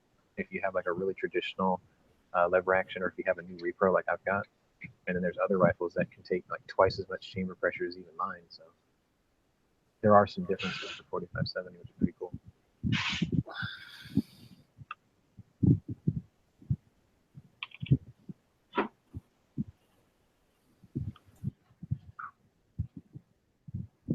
And like my friend's got one. He's got a Marlin, but his doesn't have the rubber butt pad built into the back. And he's warning me about how much it kicks, and I'm like, come on, man, it can't even possibly be as bad as like 3-inch Magnum shells out of a shotgun. And he's like, well, maybe not quite that bad, but he was like, you're still gonna feel it. I mean, he's like actually worried that I'm gonna hurt myself, and I'm like, come on, dude, I fucking fire a 3-inch 500. How bad could it be? Hold my beer and watch this. You know, I'm just gonna say all the cliche things at once before I fire it.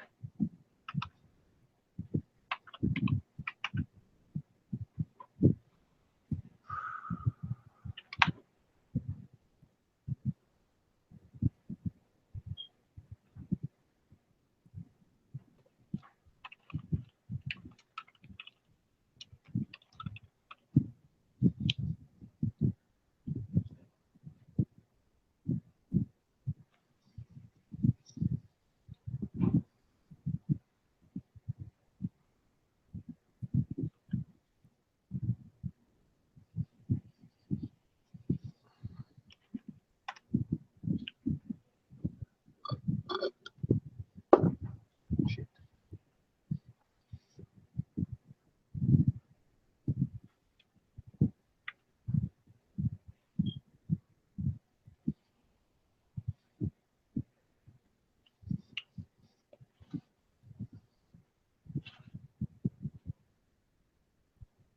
I think that auction for Hickok's 1860 Spencer carbine ends today too. I gotta make sure I'm still top bidder on that. Let's see if the price went to the stratosphere.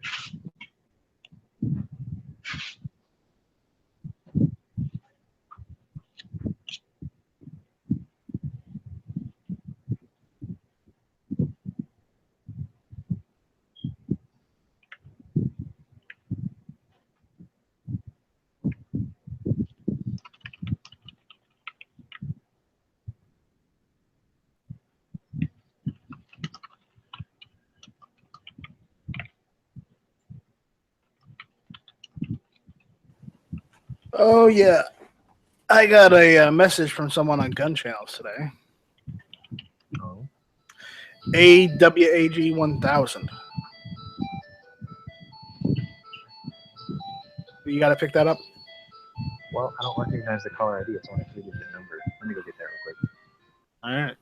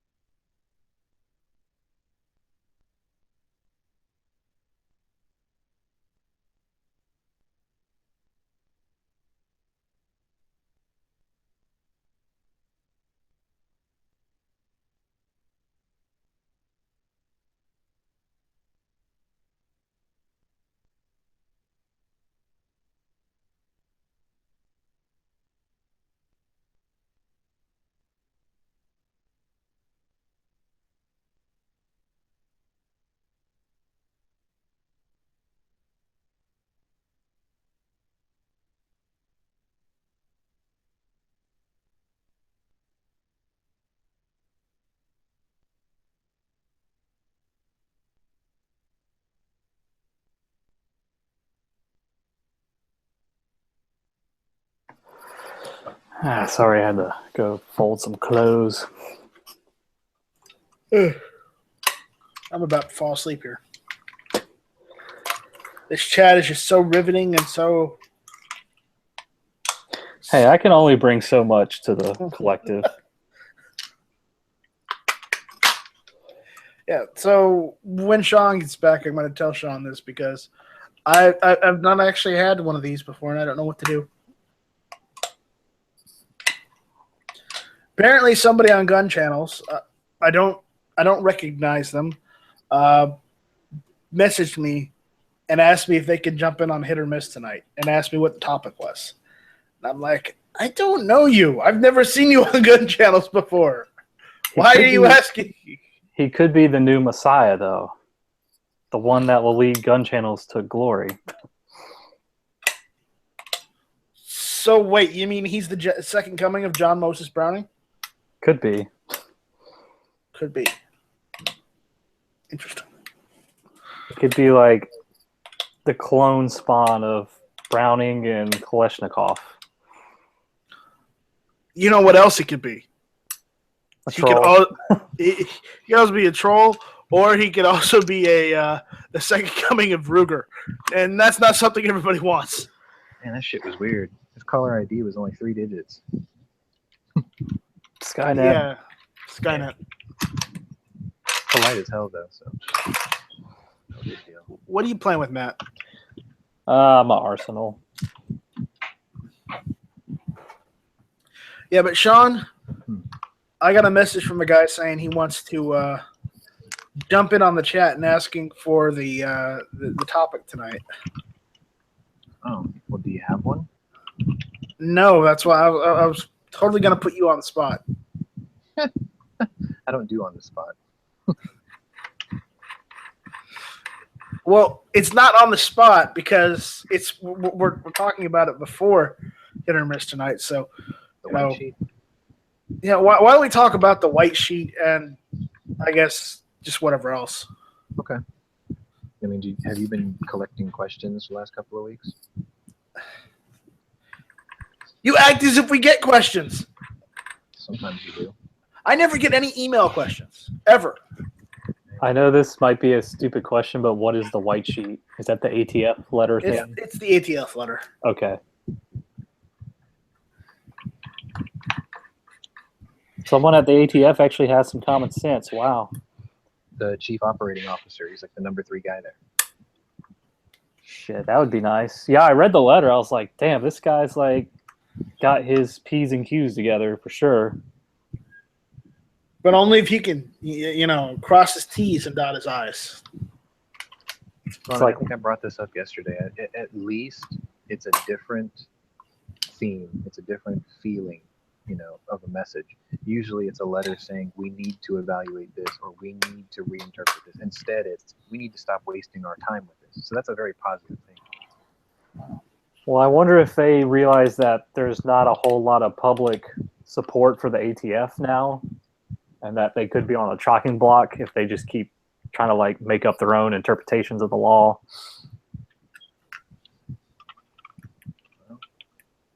They are sort of redundant these days. Yeah. I was saying okay, so it's Bureau of Alcohol, Tobacco, Firearms, and Explosives, right? Alcohol and tobacco could be regulated by the Department of Weights and Measures. So that's that covered. Firearms and explosives, FBI, job done. You just dole it out between the other 2 departments and you eliminate all the bloat. Yep. No, which agency covers drugs? DEA. No. I mean, registered drugs. Oh, the FDA? FDA. Yeah. Actually, alcohol should be placed under the FDA. No, because it's got to be weights and measures because it's taxed. No, it has to be the FDA because that's the Food and Drug Administration, and alcohol is a controlled substance, and it's Right. imbibed. But So taxed. there go. It's technically under the Food and Drug Administration. The thing is it's a quantity taxed substance across different states at different tax rates. So it makes sense that the unit of weights and measures, that department who already does the same thing for gasoline, the same thing with agriculture, the same thing with truck weigh stations, it would just naturally fall into their jurisdiction. Well, regardless of where it goes, if it means getting rid of the ATF, I'm all for it. Yeah.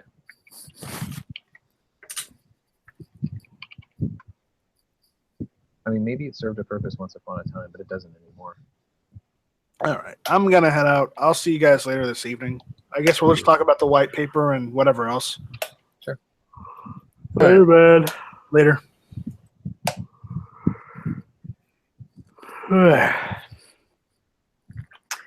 that is some encouraging news coming out of the ATF, though. Yeah, you're seeing some of the larger YouTube personalities putting out videos for it since last night. So I mean, it's exciting news. I mean, like, how many times have like someone, robbed a liquor store with a sig brace shouldered? Probably zero. It's like, and I guess I can kind of see, they're trying to like deprive the government of a $200 tax. Like, I understand that, but it's like, you're not changing, you're not changing that pistol into a rifle by shouldering it. It's designed as a pistol. Well, the really funny thing about laws is they don't count for shit as soon as the infrastructure is destroyed, or if it disappears, or if it's been debunked. So like a shit hits the fan situation, like nukes fly and the FBI building is destroyed, and shit like that, and it's chaos in the streets or whatever. Nobody in their right mind is going to give a shit about who shoulders what. Yeah. Like, shit hits the fan situation. I'm taking my 12 gauge and probably going to cut the barrel down. Because at that point, who is going to enforce that stupid law? Right. But not saying I am going to do that if you happen to be listening, like NSA or whoever. Covering your ass. Because just if you think about it, you're already committing the crime. So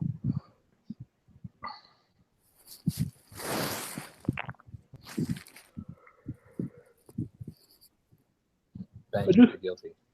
yeah, I just want to like be able to go buy a suppressor and not have to jump through all that bullshit. Well, I mean, some countries have them just sitting on shelves in blister packs. Yeah, right. Well, it's like the libs want like our gun control laws to measure like Europe. And it's like, well, these things in Europe are like encouraged, if not by law, by like polite society. Europe is a prime example of. Wait a minute, I think I fucked up my ordering.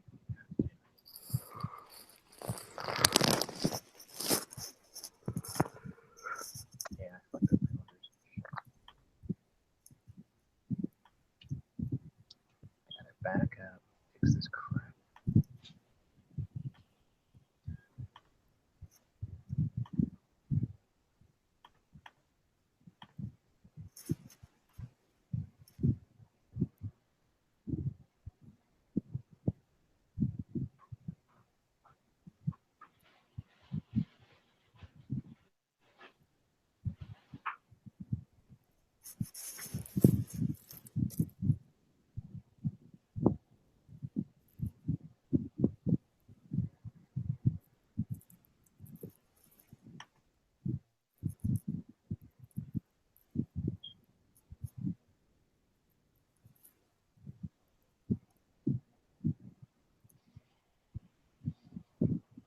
Oh, we have new faces.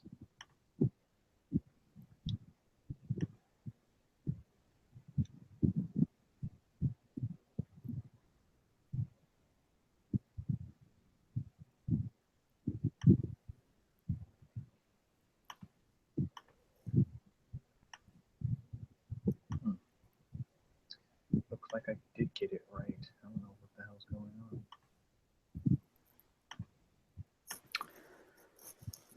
And technology is great when it works. No, I'm just preoccupied.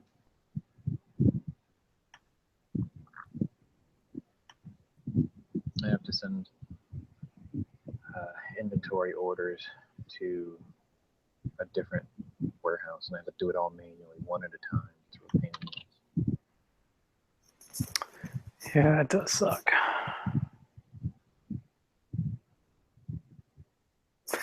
Oh, I hate this new text box. Drives me crazy.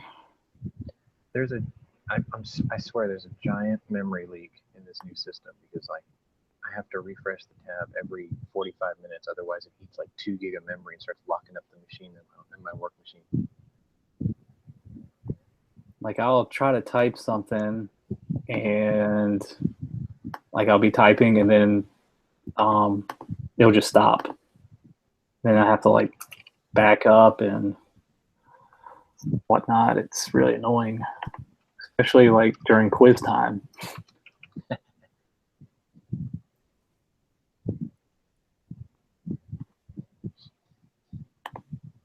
think we got owned twice in the last week and a half by the YouTube side. Yeah, those jagaloons. They need to get with the program and come join gun channels. Like, I used to listen to them on YouTube for like years, and then finally I was just like, I guess I'll try this gun channels thing out. It's awesome. I can't remember what actually got me to move over. Part of it was just a morbid curiosity of who the talking hand was in all the videos. Yeah. I think I did it because I was watching Matt's Monday chats, and there would seem to be a lag on YouTube where, you know, he'd start talking and then like 5 minutes later it would pop up. So then I was like, well, maybe I'll just start watching it on gun channels, and it made it easier just to go ahead and join than like have to like just try to navigate the site as a guest. Yeah, I told my buddy Darkhound the other day, I was like, I have a theory about G-Webs. That's why I came to gun websites in the first place, is either he is a direct descendant of Thing, the talking, or that can talk, or he could be very well the first ventriloquist Doberman pinscher in history. He's like, you can't be serious. And I'm like, watch the videos, you'll see what I mean. I mean, I've seen his face for like a split second of one of his videos, so I know he's at least a real person. Proof of G. Yeah. And he does have a Urban Dictionary page about him, so Really? yeah. Yeah, if you go Google G-Web's face, it should be the first thing that pops up. Of course, Matt's the one that wrote the article on, you know, Urban Dictionary, but I thought it was pretty funny. That's hilarious. We're gonna have to make one for Flippy. Put a picture of a panda. Yeah.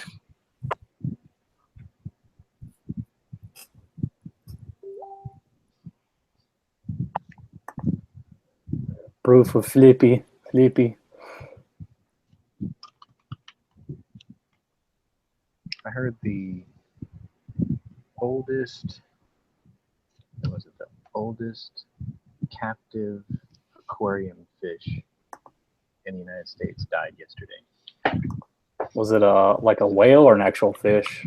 It was a lungfish. Oh yeah, I think and those they things call live them- forever. Yeah, they think it's 90 years old, or it was 90 years old.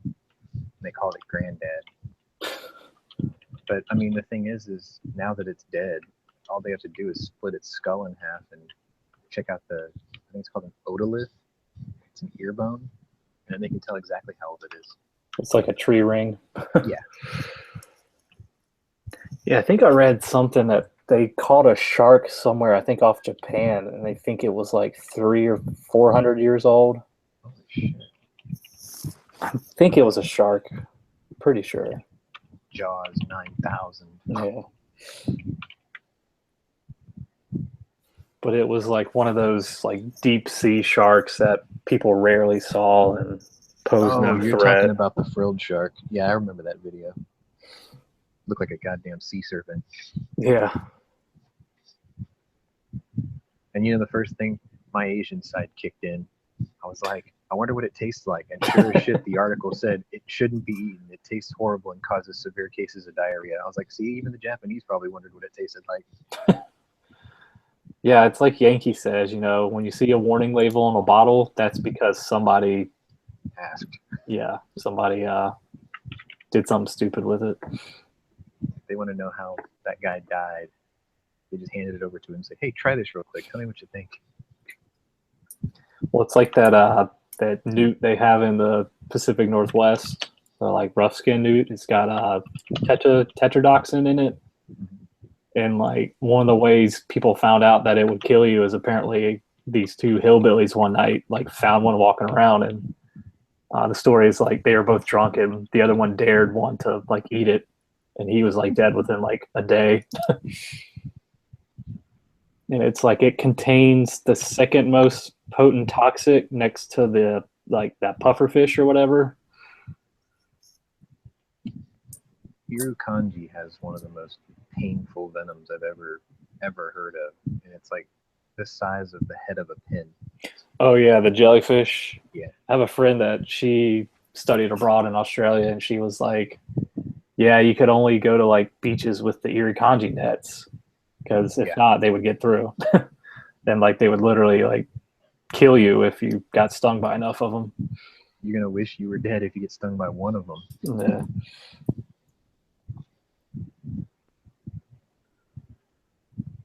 Yeah, it's crazy. Australia's Some of the creatures fucking that live awesome on this if you think planet. about it.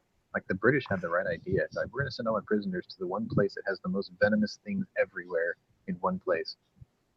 Yeah, I think Australia's got 10 most venomous snake species on the planet.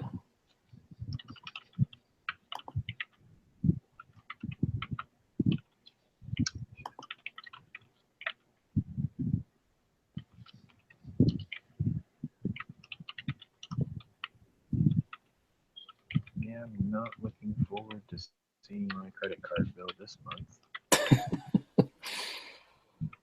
I went nuts with, I went nuts on Amazon for car parts and gun parts. I went nuts on Midway for gun parts.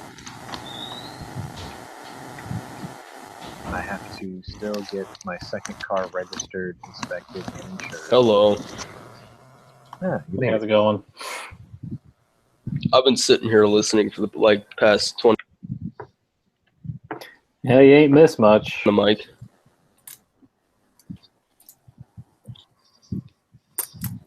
it's the thing to do while playing War Thunder. I play War Thunder, but I'm playing Counter-Strike right now. Counter-Strike. I remember playing that way, way back in the day. I have the original one. Oh yeah, the built on the Half-Life engine. Yep. My favorite engine, my favorite video game series. Yeah, Half-Life was pretty fun. They're coming out with a new one. December 27th of last year, they gave a teaser photo of their new level that they're making off the Half-Life 2 engine, the Gold Source engine. Shit, I wish they'd come out with another Half-Life. As Lord Gaben said, the platform hasn't seen its full potential yet.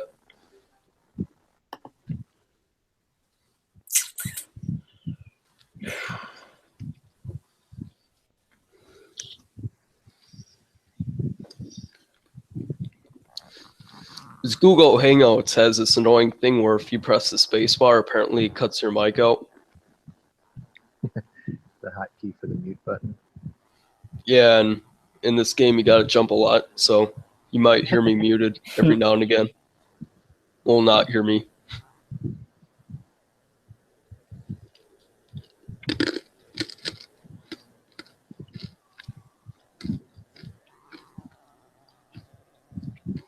Chips.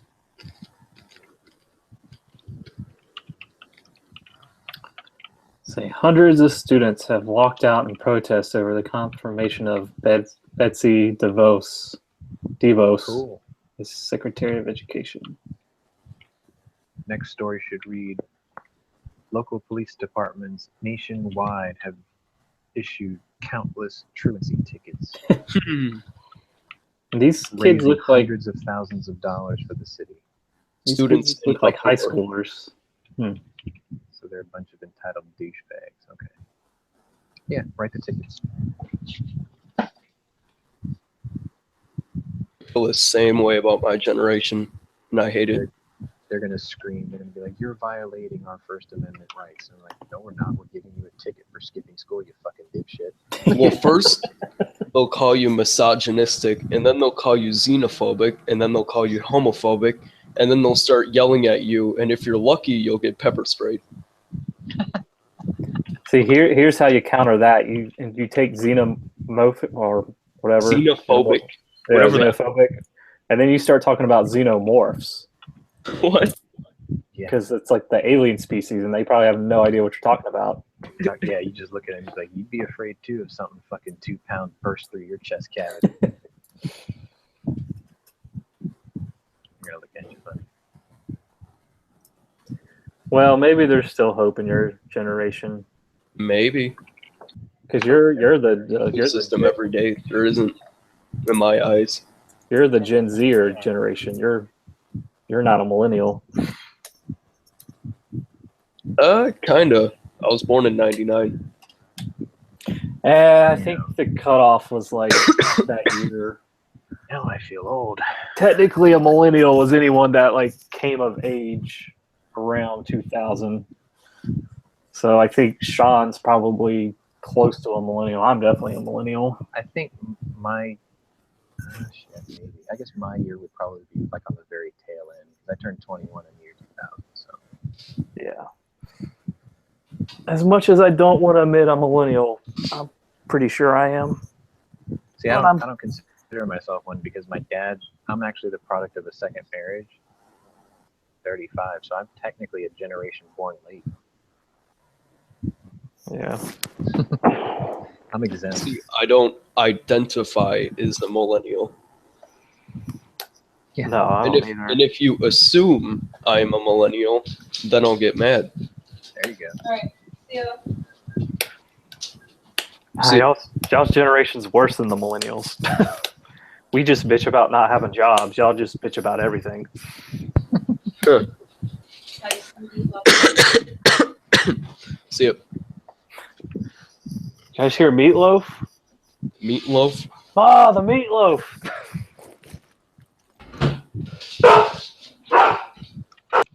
I love my dog. As I say that very sarcastically. Hell, I have 3 of them that like doing that shit. It's annoying. And they're not even my dogs. That's a bad thing.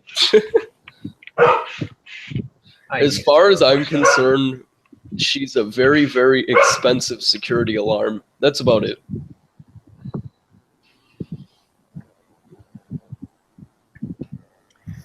Shit, we have a German Shepherd, and you think she'd be the most vicious, but like the minute you touch her, she'll just piss all over the place. So she ain't much of a security alarm, unless I don't know. Maybe she somehow pisses on them. Well, my dog bites me whenever I walk by her. Like That's she a crime for pissed. attention. She pissed all over my roommate's leather couch last night, and I was like, "See, this is why we should have never kept this dog." And like, Den smelled like piss, and like the dogs wouldn't even sit on the couch because it smelled like piss, and they could smell it. And That's why my life motto is buy a cat. nah, That's even cats are worse. for bitches. It depends what kind of. Cats hate you, and then you still have to clean out their litter box. It's like I've had pretty friendly cats. I've never had a bad experience with a cat. my ex had this fucking Siamese Tonkinese mix. His name was Yeti. And we never got him declawed, and he would claw the fuck out of you for no reason, just to be an asshole. Only bad experience. I think I There's some excited animals. too much for him. It was overall a jerk. It would just claw everything and bite everything and growl at everything, and it was just an overall jerk. My dog was Walter Matthau. He was grumpy. Like I was the only person he would listen to and follow around the house, but he'd still bite me.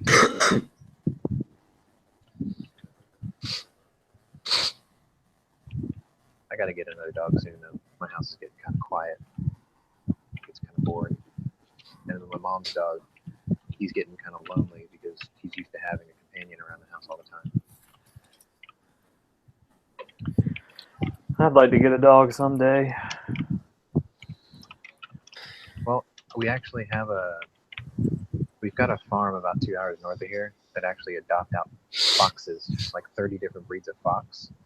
So I'm actually considering doing that instead of getting another dog. Trying to tame in a fox. Yeah, they breed them as like tiny little babies and stuff. They've been breeding them for like 50 years. So these are old folks. And I mean they can be housebroken. They'll eat dog food. You know, like my vet will service them. I know I make it sound like a car, but I actually called my vet and asked. I was like, "Do you actually, service foxes?" And they're like, "We can." Okay, cool. So they can be domesticated. Yeah, they're close enough to a dog. I had a neighbor, he was a vet, and we asked him, like, what's the strangest animal someone's brought into your office to work on? He was like, well, one day, just out of the blue, this guy brought in like a 12-foot king cobra. And I told him, like, to get the fuck out of my office. What can you do with this? I can chop its head off and put it on the barbecue. Yeah. Get shit out of here. If you get bit by one of those, there's no anti-venom around for cobra because it's not a native species. Like, they have to fly it in somewhere. And I'm sure he had like no experience.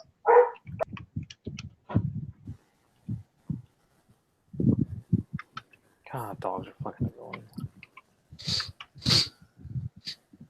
See, what was kind of cool about my dog was he stopped barking 4 years ago because he lost his hearing. That's a Then good it got thing. really boring. Well, I mean, he wasn't really a habitual barking dog anyway, so it wasn't that big of a deal. But that's when I knew he lost his hearing because all of a sudden he just stopped barking. Well, I joke around that one of our dogs is racist because he only would ever bark at black people. Oh, I had a Yorkshire Terrier that did that. She hated our mailman for no good reason. Well, that's a mailman that's not distinguished by race. Well, she hated the cable guy. She hated the UPS guy. Are you sure the She dog hated my didn't friend just hate Cola. everybody? No, it was very specific. She hated my friend Cola and his sisters. Might have a racist dog. And like my roommate, because I'm always joking around, I was like, dude, Nicole, Donner's so racist. She was like, yeah, my ex-boyfriend did that to him. Will prefer males over females or vice versa just because there's like a scent difference. So whenever there's a female and they don't like them, they'll bark at him and attack him and whatnot. It's like a scent preference or something. I've seen that on Cesar Millan's Dog Whisperer show that he had a long time ago.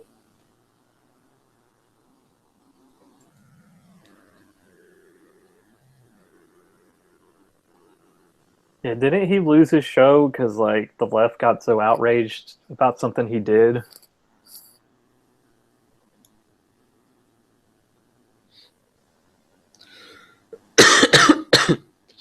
I'm not sure. I feel like he did something that just pissed off a lot of people, and they're like, we're going to cancel your show. I want to know where Victoria.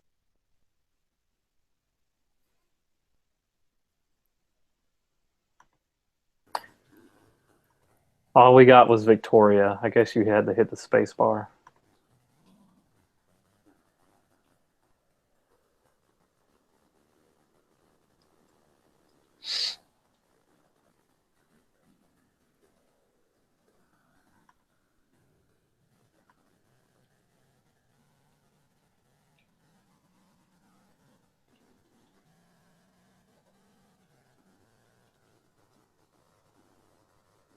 I was talking about Vic Stillwell. She had a show on the Animal Planet.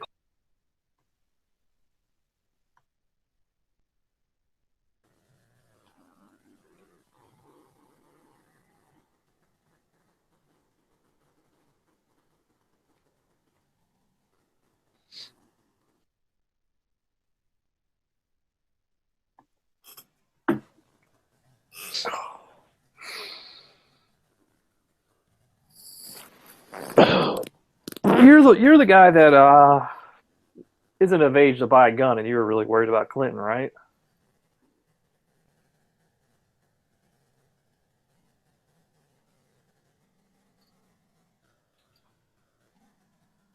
Who are you talking to? You. I'm saying No, you're- I can buy one in April. Oh yeah, okay. I got a few more months to wait. Man, you dodged the bullet with old Hillary. Yeah, I did. I convinced my dad to buy me a lower receiver because I scared him into thinking, but it was a real scare. So Oh yeah, she probably would have done something by now. But he bought me a lower, and he's like, "Don't tell your mom I bought you this." Well, I actually had to give him the money for it. But I built the whole AR-15 by myself.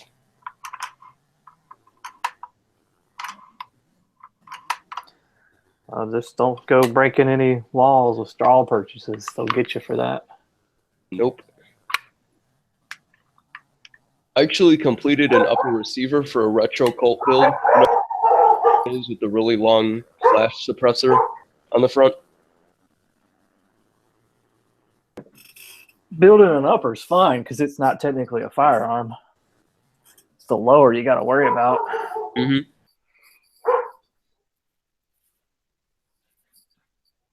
I mean, as long as someone's gifting it to you, then that's perfectly legal. But You know those Colt Commando uppers, all right? Troy yeah, had them at Chacho, long flash suppressor. like the actual Colt ones or the Troy ones? I was just quoting that for reference. Oh, But anyways, I built one of those in my garage not too long ago. Original Colt parts and whatnot. hold on a second. I got to yell at my dog.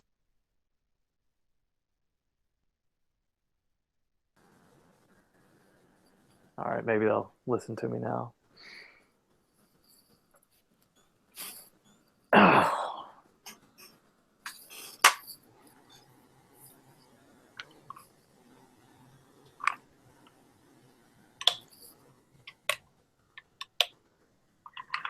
Yeah, I'm trying to debate with my tax money if I want to buy like a used Glock 22 and get a 9mm barrel, or just buy a new Gen 3 17.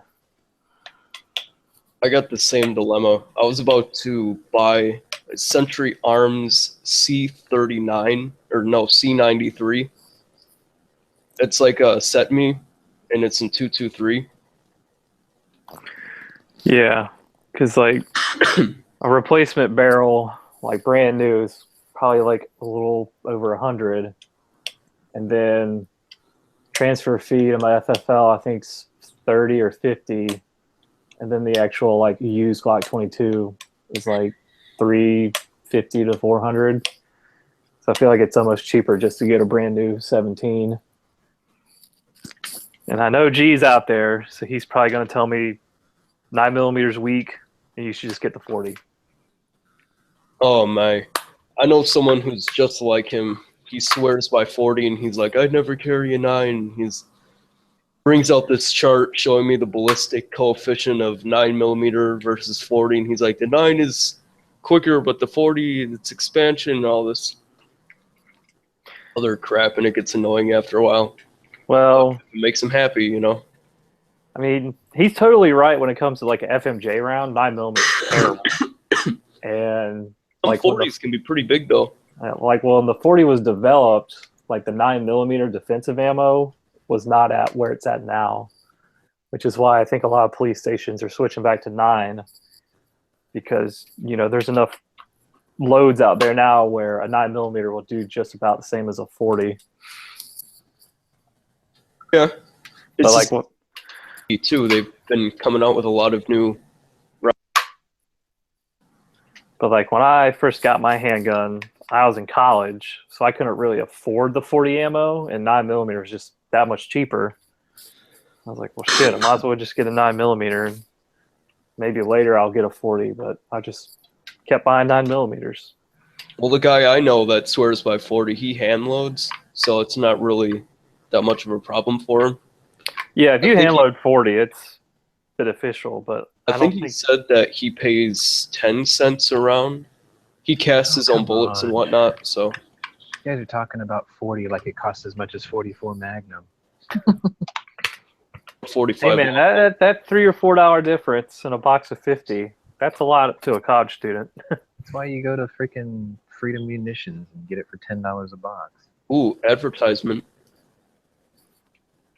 No, I think Yeah, I've bought some from them before. I got to get that Freedom Munitions money and endorsements. Freedom because Munitions is a sellout company. They're 30 minutes away from my house, so it's like anytime I need something, I just drive over there and they're like, hook me up. I haven't had the best experience with them before. You're the first.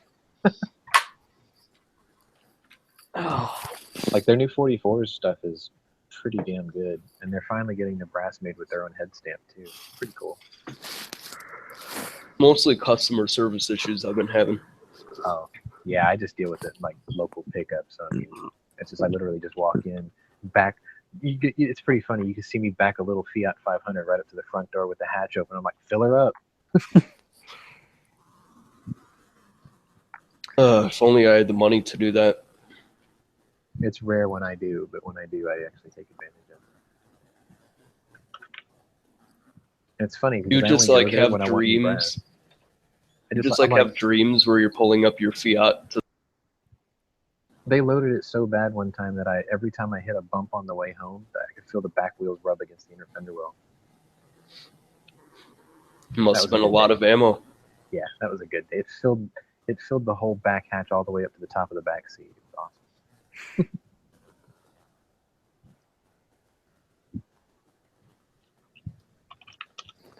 maybe I'll have a decent paying job at one point. That will be a reality. Yeah, I could use one of those too. Let me know if you find one. Hey,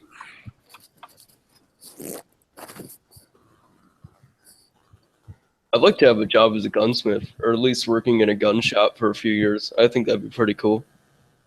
Just to feel it out a little bit, get the feel for the industry and the people and all that other good stuff.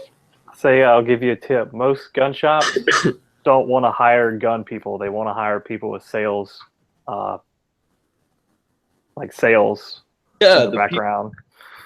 So work retail for like a year or two, and then try to work at a gun shop. I was thinking, all the people at my local gun shop, they're all a-holes, and, there's no one that's actually passionate about the hobby. Everyone's just, you want to buy it or not? And Yeah, they're trying to make that sale. there are a lot of pressure selling, a lot of, I don't know, they yell at you a lot. I don't know, man. They're just jerks. Well, you got to remember, you're also a kid who legally can't purchase anything from them. So, it sucks that they treat you that way, but you got to look at a business standpoint. Is they're not going to waste much time on someone that can't buy a firearm from them or ammunition.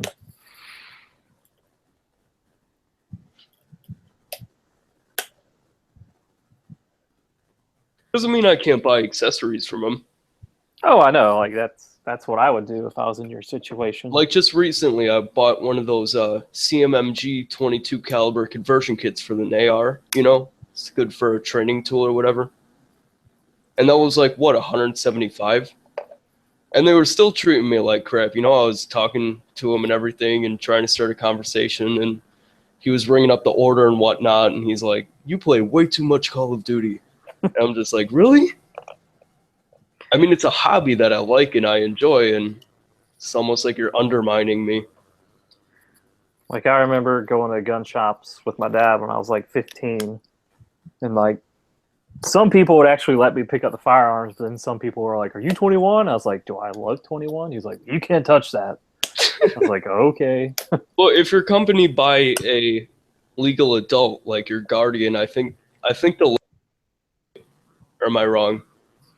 All I know is every time I try to pick up a handgun, he was like, "Are you 18?" I was like, "No," and he's like, "Well, you can't pick it up then." I was like, "Okay." They didn't really care about long guns though for some reason. Well, someone told me recently that if you didn't have to be 18 to buy a shotgun. And I mean, they're a pretty reputable person because they've got a lot of firearms and they've been dealing with this for a long time, but they weren't completely sure. But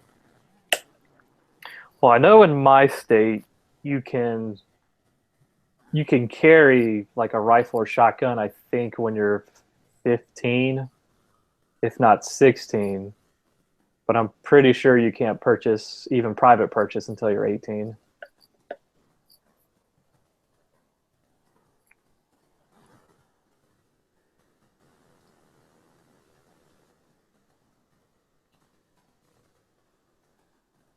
I don't know, that just sounded weird.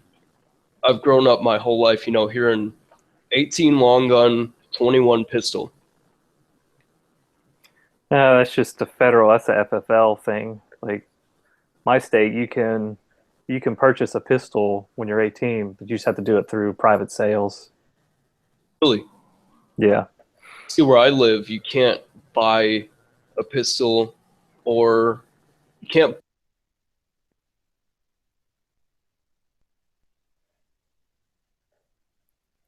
It's got to have the CCW, but the only way you can have a pistol,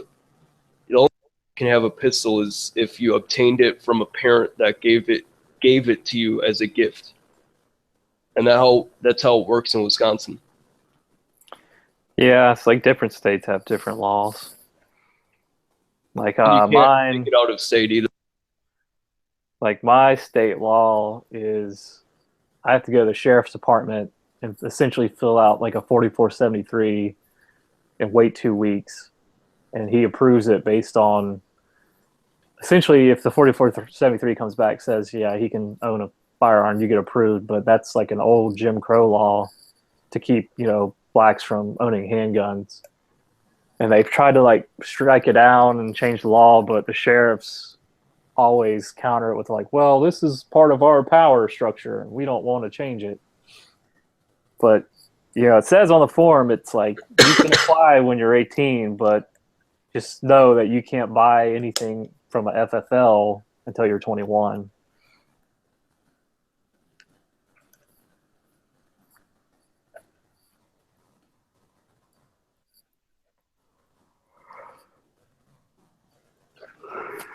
Yeah.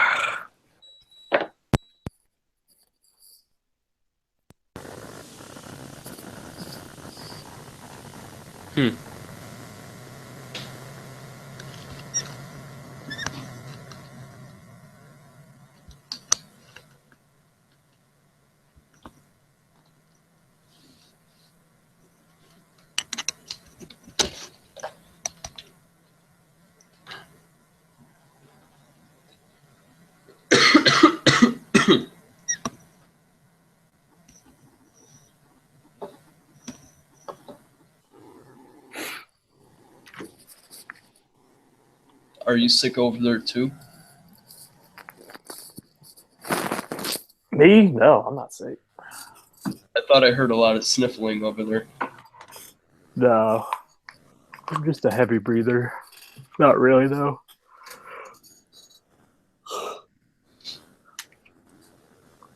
I don't get sick that often. Usually when I do get sick, it's pretty bad, but I don't like get colds or flu that often. That's the same with me too. I'm just getting over a cold, and I've just passed the stage where there's so much built up in your nose and so much fluid that you can't breathe, and you have to breathe through your mouth. Yeah, I had an ear infection a couple months ago, and that shit really sucked. I've got a remedy for that, by the way. I carry it every day. Let me see if I can show it to you real quick. 500 Magnum. No, this is legit. I think a 500 Magnum pretty legit. The concussion from the 500 will clear your sinuses, though. I can prove that. I know someone who's concealed carried a 6-inch barrel full-size Dan Wesson 350. This stuff. called Chinese white flour oil or some shit. My boss gave it to me one time. You just take like you just rub a little bit of it on the tip of your finger, and then you just rub it across the bridge of your nose. And then if you like rub it on the inside of your nostrils, and then you try to breathe through your nose a couple of times, that shit will clear your sinuses in minutes. Like Does completely. it smell good? It smells okay. It burns a little bit the first couple of times you use it. It works fine. Where could I get that? Like Walmart or something? Well, I can only get it at like the Chinatown in my area. Any shop that has like a bunch of fucking Asian import food and whatever usually carries it. So it's got to be like at a specialty store, you're saying? Yeah, I mean, if you have any place in your area that sells like, you know, I guess Chinese food or just import, you know, Asian stuff or whatever, almost all of them carry it. But it works. My boss rubs it on his temples when he gets a headache, and it gets rid of his headache. That doesn't work like that for me, but the sinus thing, it works every time. Yeah, a lot of those home remedies are really interesting. And it's not made out of like pureed cat or anything. Like it's menthol, eucalyptus oil, lavender oil, peppermint oil, and camphor, whatever ingredient that is. It's just a bunch of like oils, and then they just blend it. It smells pretty good, actually. Well, it would only make sense if it wasn't made from pureed cat, because they'd eat the cat before they puree it. Could be like, I don't know, spleen of cat juice. I don't know. The Probably gastric acid from the cat. Yeah, eat your sinuses clean. Work for the cat. Or better yet, you can just take the cat's nose and shove it up your nose.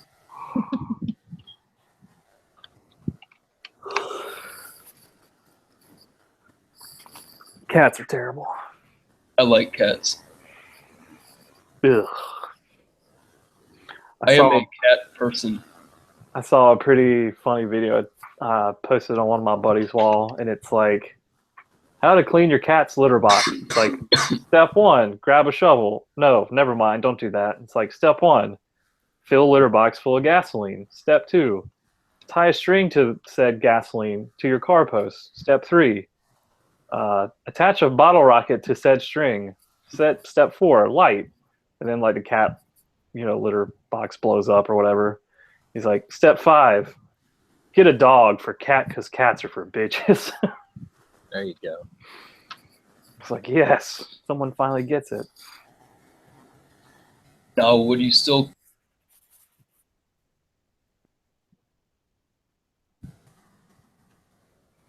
So you cut off your question, Yep. I said, would you still...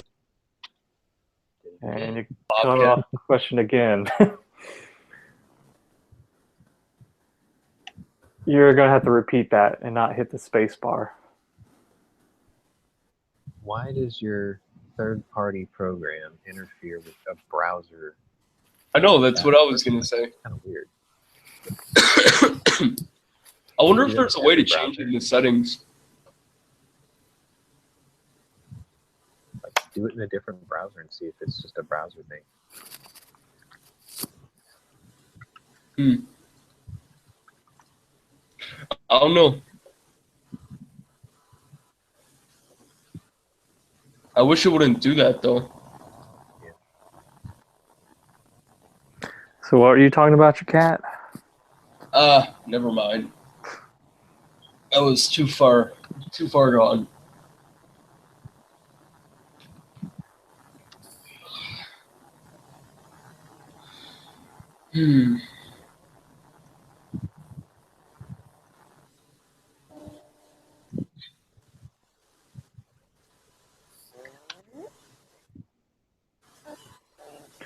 So my neighbor's name's Joseph, or I guess that's his Christian name. He's from Kenya, and he brown bags it every afternoon on the back of his house. I'm pretty sure he probably got a DUI a couple months ago. Enjoying that American liquor. It's like Old English, so I guess so. And one of our other neighbors, He came up to us over the summer because we were all like chilling in our garage, and he was like a black guy. He was talking about. Whoa! That's crazy. I'm getting there. It's not racist. So, anyways, he was Did like, you just assume that I was getting mad at you for being racist? well, I don't know. That is your generation. Did you just assume what generation I was from? Trigger. Please let this Trigger. man continue and stop interrupting him. For the love of God, please. Anyways, he came over and he was like, hey, do you ever talk to your neighbor Joseph? And we're like, yeah, he talks to us all the time. He's like, yeah, he won't talk to me because I'm black. What? And he was like, he looks down on me because in Africa, like the white man is like king, but he won't talk to other like black Americans. And we thought that was kind of funny. Doesn't He's always understand that that's not the culture over here. he's always coming over and trying to get us to like go to his church. We're like, it's okay, man. Peace be with you.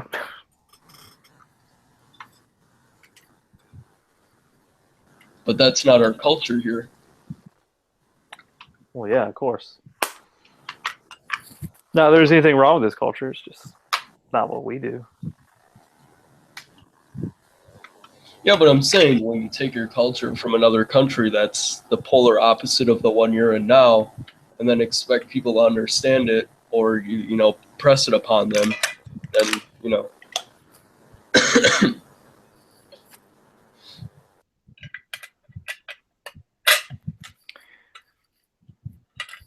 Yep, that's what the Muslims in Europe don't understand. Is that an AK in the background? Because I think I hear a top cover. Yep. No. That's that infamous AK crunch.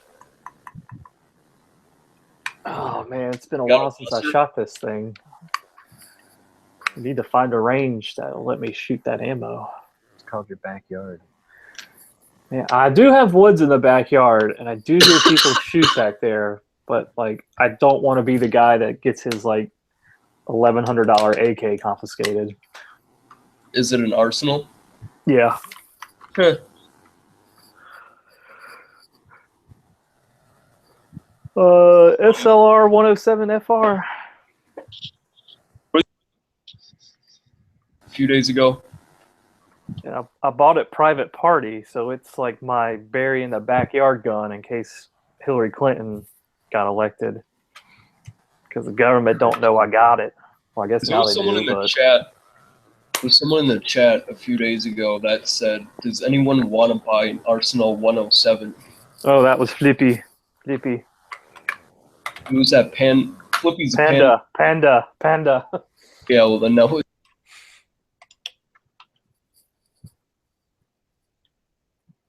I think he has insider information that Noveski's going to start making AKs.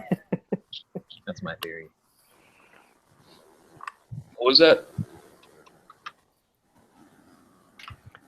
Flippy's a Noveski fanboy, and Sean thinks he's got insider information that they're going to start making their own AKs.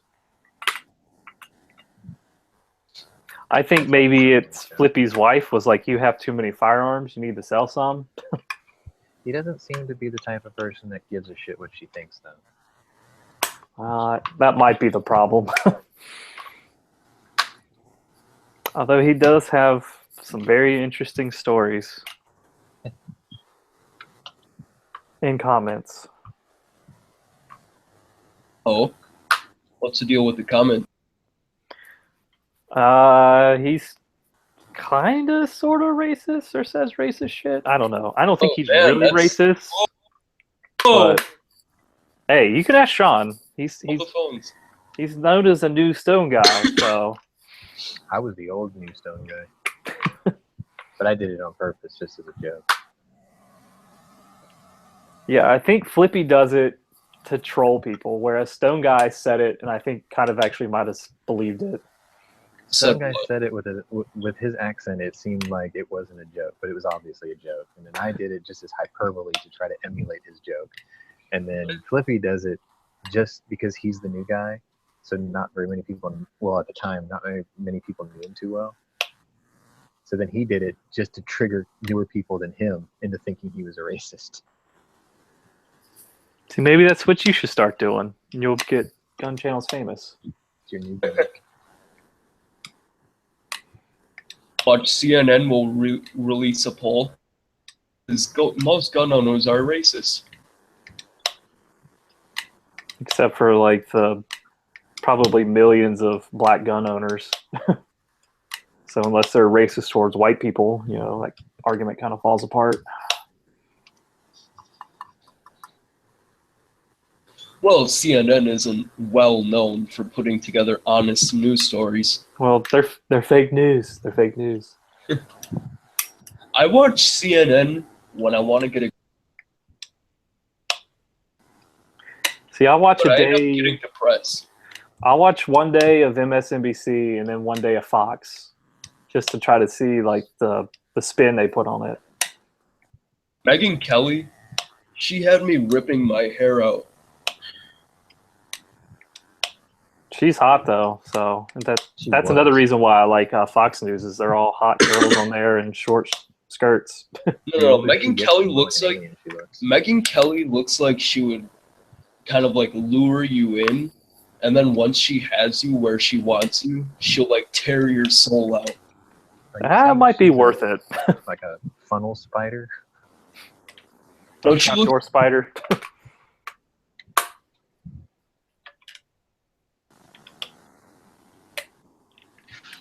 Can tell you one thing: the Fox News compared to like MSNBC's ladies. I Well, mean, Fox like, News, ugh. they're somewhat reputable, but news is news. If you're hitting up a mainstream source, most likely going to be influenced by someone or paid off by someone. I mean, because they need to make money somewhere. I mean, I get a lot of my news from podcasts, and they're subscriber driven, so they don't have like some big corporation sponsoring them and telling them like what to report on. You watch the Alex Jones show? Because I don't believe half the crap he says. I watch him occasionally just to see what crazy scheme he's talking about. Yeah, Like nothing's gonna beat the water's turning the frogs gay though. That was pretty good. yeah. Even him though, a lot of people get on his bandwagon because people understand that the mainstream media isn't really honest and they're trying to influence people. So then they go to Alex Jones thinking that they're, the insiders and they're like, ooh, I found this special thing and this is true and I'm finally being enlightened. And even him, he's trying to advertise his own brand of like water purification. Yeah. Try these boner pills. They're great. He's feeding off of other people's desire to be, aware and all that. I don't really listen to the news that much. It's either all about murders or about how Donald Trump. I don't know. News just sucks. It's the globalist propaganda machine trying to tear your mind apart. That's like half Richard Nixon, half Jesse Ventura, Yeah, my Alex Jones needs a little half work. McGruff. Jesse Maybe a little Ventura bit. looks like. Jesse Ventura looks low-key like a wrestler. Well, he was a wrestler. He looks like a WWE. He was. Yeah, he That's was a before your wrestler. time. way before your time. He looks like his name would be like the Smasher or something. He was the body. Just the body Ventura. Jesse Ventura. I was the governor of Minnesota. Don't you know? Yeah. But he was like Special Forces or something too, right? I was a Navy SEAL before they were the Navy SEALs. I hunted down predators. Yeah, he was a underwater demolition guy, which is technically the Navy SEALs before they became the Navy SEAls. So he's kind of right about that, but he wasn't actually like a Navy SEAL. You know what? Alex Jones. I prefer Jesse Ventura, just because you need a lot of discipline to be in the military and uphold that role, and a lot. Oh, that was like lag plus spacebar.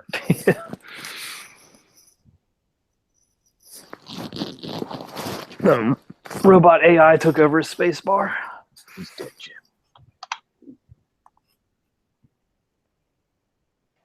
What was the show Ventura had? Was it just called Conspiracies? Ooh. That sounds familiar. Like I remember he went on, I think Pierce Morgan after the Sandy Hook thing, and was just like talking about like all the government conspiracies to take the Yeah, it was guns a and conspiracy theory. yeah. He was like, "How many people in the studio audience believe me?" It's like everyone raises their hand. I was like, "Well, it's probably because they're scared of you."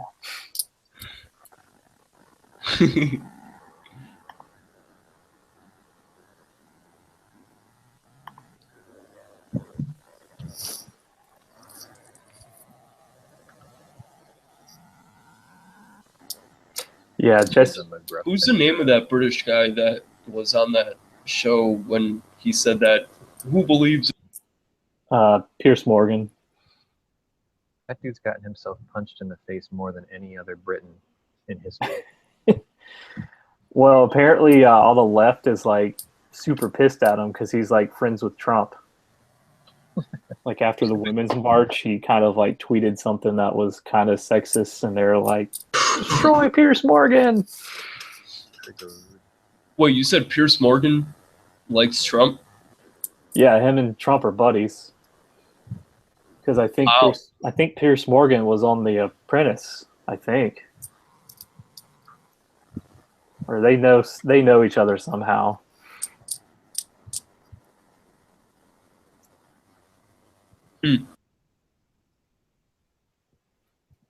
Although, Yeah, my roommate was talking about how Tom Brady's jersey got stolen and how like the Texas Rangers are on it, and I was like, Yep. well, until they bring in the Texas Ranger, Walker Texas Ranger, they're never gonna find that jersey. Shit.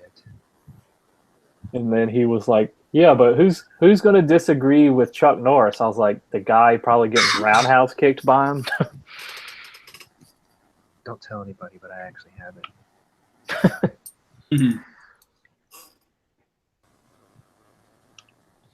I just gotta wait 50 years before I can eBay it. Yeah. Walker Texas Ranger was an awesome show. It was so put on though. I lived to watch those or hear those special effects whenever he'd kick someone in slow motion. I'll be like, ugh. And they get, Y'all need to fucking watch Sledgehammer. That shit's hilarious. I grew Oh, was that one of the quiz questions the other week? Like what gun he had or what his catchphrase was? Trust me, I know what I'm doing. And then he shoots your TV. It's like, yeah, that crowd missed out on a lot of good shows like MacGyver and Magnum PI and Miami Vice. Great You know, television Miami shows. Vice, the Ferrari in Miami Vice, it's up for sale for like the 4th time in 2 years. Was it a spider he had? Testarossa Spider. Yeah. All white. I wonder if you get the jacket with the shoulder pads in it. I wonder if it comes with the perfectly trimmed 5 o'clock shadow and the penny loafers with no socks. Is that show before Drakkar Noir? Because I'm pretty sure there's a bottle of that somewhere too. I think I think it started in 85, 86 maybe 84. Because I know Bruce Willis was on there before he did Die Hard. Because he didn't get big till after Die Hard came out. That's the thing. Like watching, I'm almost done with the first season of Sledgehammer, and it's like there's a lot of actors that were on that show before they were famous. It's pretty cool.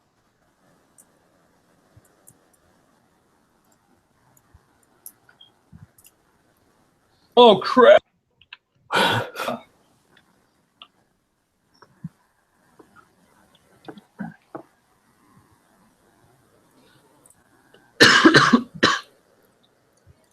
Well, we're gonna run for one more hour. I guess I can pull a Dano for gun channels today.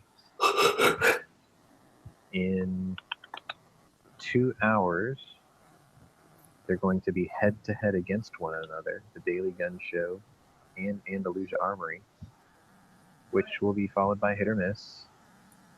And is there a show after Hit or Miss on Tuesdays? Too much Is it We gun. Like Shooting?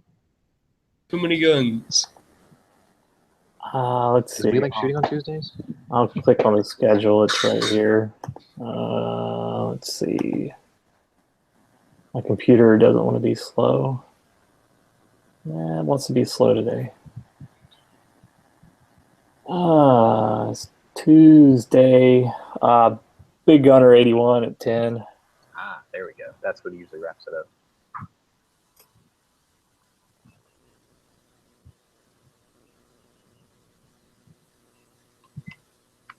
Yeah, I was trying to get Dano. I was trying to get a hold of Dano earlier, so he could jump into the chat and then shoot his M60 soundtrack and go, "That's right," and then go, "This is just a reminder that the Daily Gun Show is going to be running at its new time." Like some people listen for that sound and then run over to their keyboard. So Yeah, no kidding. Except that time he made his own theme song music for it. did he sing that? Because it did sound like him. I think that's him singing. I didn't ask him, but it sounds a lot like him. He got really mad because I told him that theme song was like the Jar Jar Binks of gun channels. Oh yeah, you triggered him hard on that.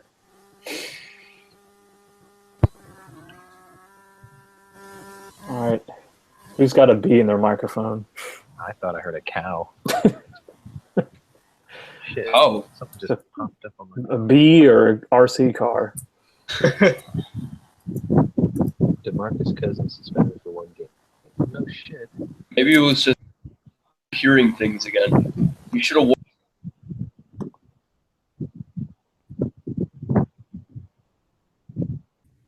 Oh, how do I get rid of this widget now? There we go.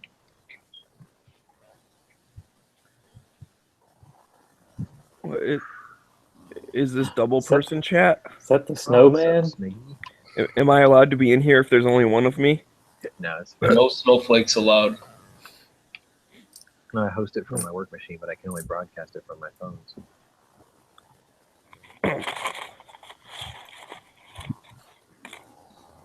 Why do this in this game carry ammo belts? If want to know. I love how you mute yourself all the time when you hit spacebar. It makes I me know it's smile. funny, right?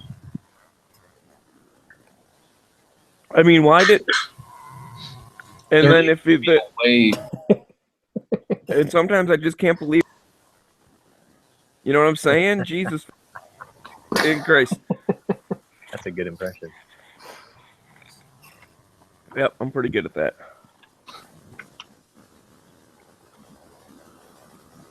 Paul Schaefer's not supposed to be mean and cynical, though.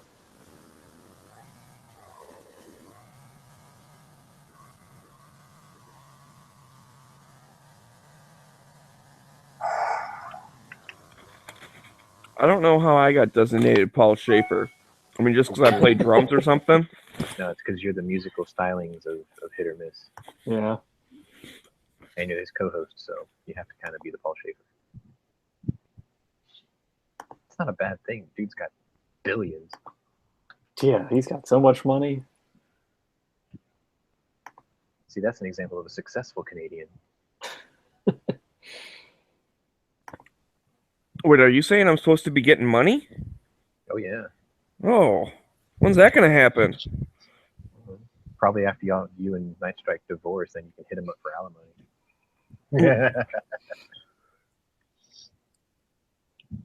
Nah, maybe if a bunch of people join Patreon and There you support go. the show. I know Night Strike was all like trying to get that set up and stuff, and I don't know. I'm of the opinion of why the heck would anyone want that? Burning your co-host. But I guess if someone wants to toss some money around, I guess I won't say no. I think there's better stuff out there to support.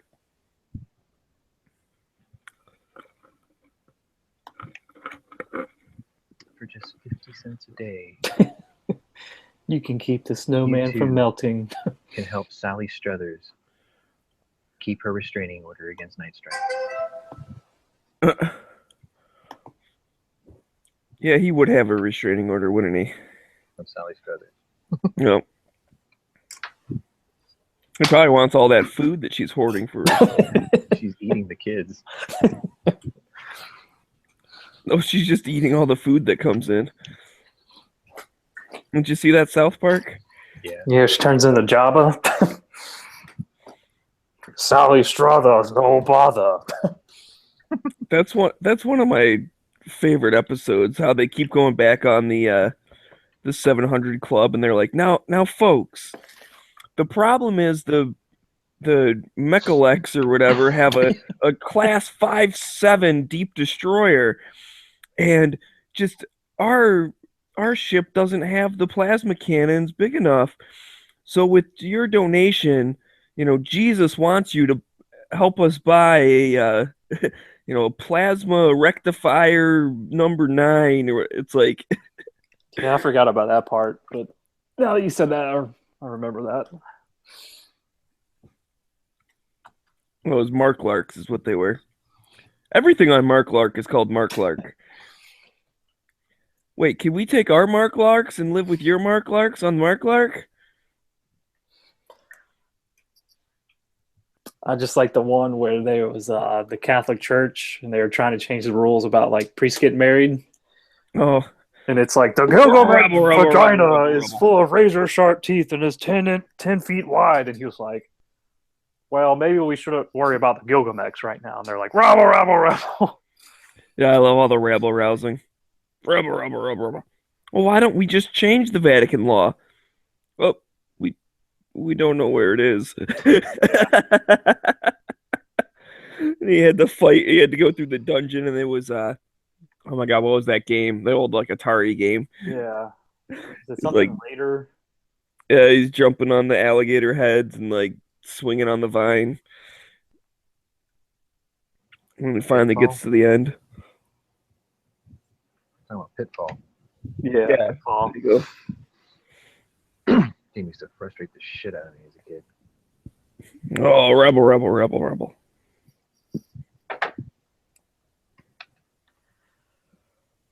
Fucking joysticks would break like at the most inopportune time. yeah, I remember the games where there was no save. And you had to pause shit and leave it on your TV for 8 hours and then come back and finish it. See, now you're reminding me of a game that I can't remember the name of, but you were like a little flashing cube and you were walking around like this castle. And if you picked up a key, like dragons would start chasing you. Was it like Transylvania, was it? No. It was an Atari. I remember it. Like there was different colored dragons in that game. Shit, I'm too young for Atari. Anything after Atari, I don't know what you're talking about, though. It was called Adventure?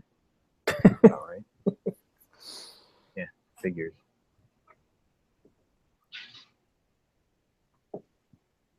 Trying to find a screenshot of it. Yeah, it was called Adventure. It was you'd walk around like catacombs. It's one color, and you're this little box that's the same color as the catacombs. You're just moving around like a maze, and you have to find a key, and then you have to go back to the door, and then you would get chased by dragons. And I don't think you could kill the dragons. I don't think you had any way to attack them. I don't remember that. All I remember is that game was frustrating as fuck because the controller would break while you're running away from a dragon. Have you ever played a game called Katamari? Or have heard of a game called Katamari? Isn't that like in Japan only?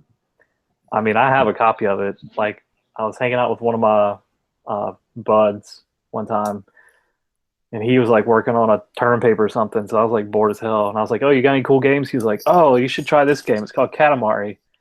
I was like, "Well, what do you do?" And he's like, "Oh, you're this little guy, and you roll around this like sticky ball, and you stick stuff to it, and you get bigger and bigger." I was like, "That game sounds like retarded." And I ended up playing it within like a week. I had bought a version of it because it was so addicting. And it's like, yeah, you're just like this little guy, and you roll around stuff, and you get bigger and bigger, and it's like some crazy Japanese music playing in the background, and eventually you can like roll up the continents in the universe. Pretty entertaining.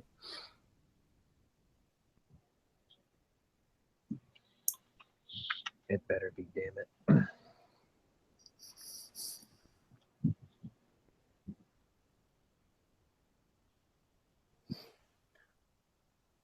I don't know why that reminded me of this story, but we had a holiday work meeting one time, and our boss was like, "All right, everyone's stand up and say your name and like what your favorite Christmas movie is." So of course, like most movies are like the traditional Christmas movies. I think one person said Die Hard and another person said Jingle All the Way, and then this guy that he had I think he had cerebral palsy or something, but he worked there. But I don't know if he was trying to be funny or if he like this was like his legit famous or favorite Christmas movie. He was like, "Hi, my name's Eli, and my favorite Christmas movie is Texas Chainsaw Massacre." Awesome. We just were like, "Okay." And we were like, "Do you think he's being serious, or do you think he's just like trying to like joke around with people?" But he ended up growing this like really gnarly beard, and he looked like Thomas Jane off The Punisher. Oh man.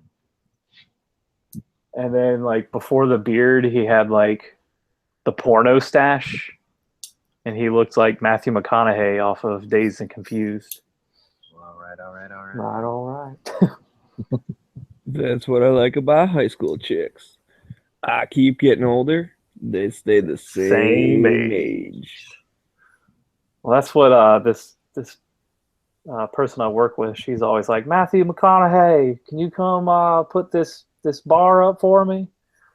And like she said it one day, and I was like, you know what? If I was 10% as good looking as Matthew McConaughey and had 10% of his money, my life would be all right.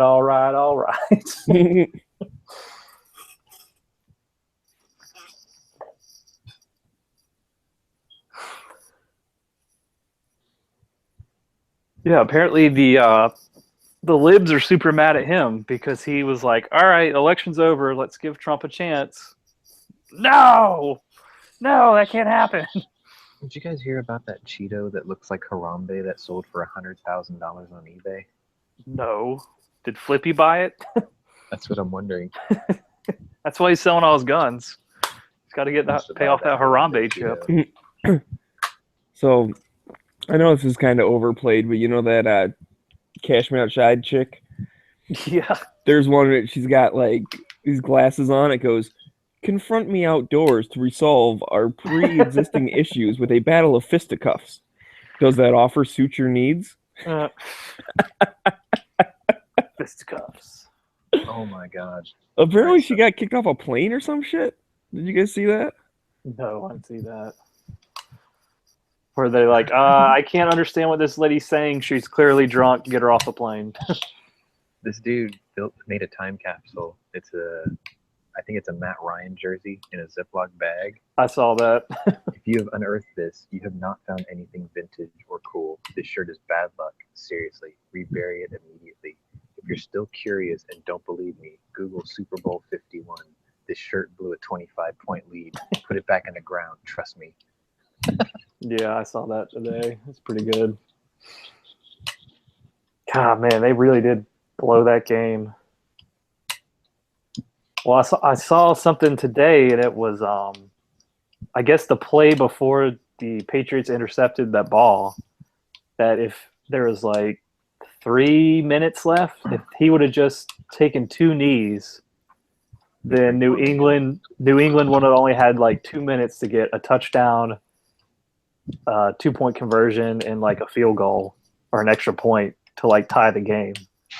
And they're like, yeah, if you would have just kneeled the ball twice, you would have won the Super Bowl.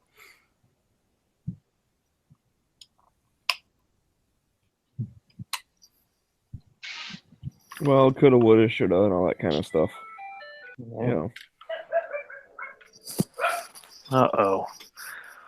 Doggy's heard something. Better go check it out. I heard something go. doo-doo-doo-doo. Yeah, I heard that too. Wasn't coming from me, though. Oh. Could have been the sparrow prince down there at the end.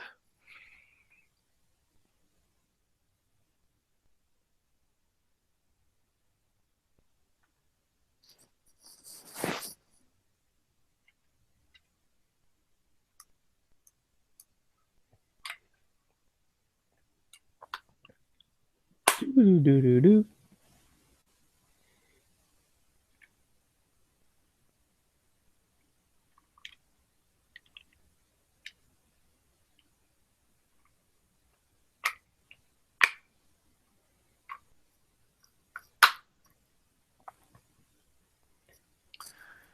So I know we asked Night Strike earlier. Y'all got any topics for hit and miss tonight? First off, hit or miss, Yeah. not hit and miss, just for the record. And kinda. I mean, I don't know if there's an overall general theme or anything, but I did find something. It was an article talking about gun violence researchers race to protect data from Trump. Data breach. He got the Russians involved. So they gotta. Well, it was all. See, and G-Webs was like, sucker, we're going to talk about this on the Daily Gun Show. Well, you know what, dude? Maybe I'll just scoop you and talk about it right now. So there. I'll scoop myself. But, anyways, basically, they were talking about how they were worried that, he was going to, like, delete all the references and stuff to the data. And, I mean, it's one of those things, like, to hear the anti-gun dude talk, it's like Trump is like burning books or something. But in reality, even the stuff he mentioned when he's like, we noticed that the climate data was like the links weren't on the White House website or whatever. It's like, okay, it still exists. The studies are still a thing. You can still find the data. Just because they don't like link it on the front page anymore. Yeah. Like if this is your job to research this shit, then you know how to get the reports and stuff. And his whole thing is like, we need these gun violence stats or whatever. All right, well, you can fucking get the entire FBI uniform crime report. You can get the entire thing. It's not that hard. It's available to the public. Even if like, they take down certain links or whatever, you can get that. And then you can read through it and you can do science and fucking, make the numbers however you want them to be. Because that's their problem. That's what they're really bitching about, was that it was easier to just like search the web real quick and get the answer than to have all the data personally on their computer and sort through it. It's like, oh, I'm sorry. It's too hard for you to actually think. You need the stuff that's already cherry picked for you. It's like, oh man, I got to do work now. Yeah, if you're the gun violence research people, then be fucking researching stuff. Like you should be the ones creating those reports, not just referencing something someone else did. And so you're worried that because you're just reprinting what someone else does, if it's harder to find those things that someone else is doing, then your work's going to suffer. I'm sorry, that's not how science works, you dumb fucks. Like the people making, and listen, papers reference other papers all the time. I'm not saying that's like a bad thing or whatever, but they use it to complement their other work. And they're like, oh, like this experiment noticed on this stuff, we set ours up to do this thing. But if you're literally just copy and pasting and cherry picking out different data from different places, and then half of your resources are harder to find, like I said, they're not getting deleted. If the Department of Justice puts out a report, you'll be able to get it. If the health people, which I still don't understand why they are involved in that, and that's one of those, they cut funding to basically government-run anti-gun research, where they just were like the Department of Medicine or whatever the hell it's called, like they were just cherry picking numbers and being like, oh, gun violence is a health problem. No, fucking cancer is a health issue. AIDS is a health issue. A broken arm is a health issue. Gun violence is not a health issue. Like, it's not. When people are like, we need to treat it like a disease. Okay, you could do Are that you if talking about you. liberalism? Well, I just got back. Oh, no, I was referencing gun violence research, quote unquote. Oh. But, so I was being them for a second. But, anyways, like, if you treat it like a disease, well, what the fuck does that mean? It's not a germ that's inside your body. You know, it's not an ailment that you can physically change with like medicine or whatever else, you know, x-rays and shit. Like, that's stupid. That's like, I'm going to treat my car, you know, the engine like a disease. And then that way, like, no, dude, if you need to fix something, you buy a new part and you put it in. You know what I mean? Like, you have a broken whatever. That's not a medical issue. It's a mechanical issue. Well, people are dumb. Yeah, I mean, I agree with you. Like, you know, people are lazy and they don't want to have to do the research themselves. So, of course, when a link gets deleted, that makes it easy for them to, like, you know, get information to, like, bash the other side. You know, of course, that's going to piss them off. Right. Even though, like, their data, you know, it's like their whole argument relies on feelings. And like Ben Shapiro says, facts don't care about your feelings. Yeah. And the thing is, I mean, I do care about those specific instances. And it's one of those things, I think it can be worthwhile when a specific thing happens to be like, how can we prevent something similar to this in the future? Because you do learn from history. I'm not just sticking my head in the sand and going, well, that sucks, you know, because we had a lot of shit in the past that sucked and we don't do it anymore. You know what I mean? Like, you can change stuff. That's fine. But the thing is with like violence as a whole, there's way too many factors. And when you get, you know, fetishized on one thing, then you're never going to be able to solve it, because there is no one answer, because there's not one problem. There's one outcome. You could be like, violence, that's bad. Okay, well, I agree with that. But there's different reasons, there's different types, there's different whatever. And so you need to reduce all of that as a whole. And that's where I think Detroit's actually a good example of that, because we don't have strict gun laws here, but we still have a lot of violence. And it's because of economic issues and other things, society and parenting and blah, blah, blah. In fact, I saw a thing that showed this person was saying, like, the number one best correlation between like a child and will they grow up to be a criminal is like a father in the home. Oh, yeah, I heard the same thing. And he's like, it's got nothing to do with race. It's got nothing to do with economic status. It's got nothing to do with location. That's the number. And I'm not saying anyone who didn't have a dad is a criminal. Obviously, that's dumb. But if you look at 10 people and 6 of them are single family and 4 of them are like, you know, have 2 parents or whatever, or at least some type of stable thing, generally speaking, those 4 are going to not be criminals, and a couple of the ones, like if there's only 2 criminals in that whole group of 10, the likelihood is both of them are going to be from that first 6, not the latter. Now, it could be 1 and 1, it could be whatever, you know, there's always exceptions and stuff, but he's like, as a general rule, that's the number one indicator. When single parent households go down, like when you have less of that, crime goes down. And like 20 years later, though, see, it takes time. That's the other thing. You can't do something today and have tomorrow be better. You have next year be better. You have 10 years from now be better. But it's all slow moving, and it's all, you know, very broad social issues.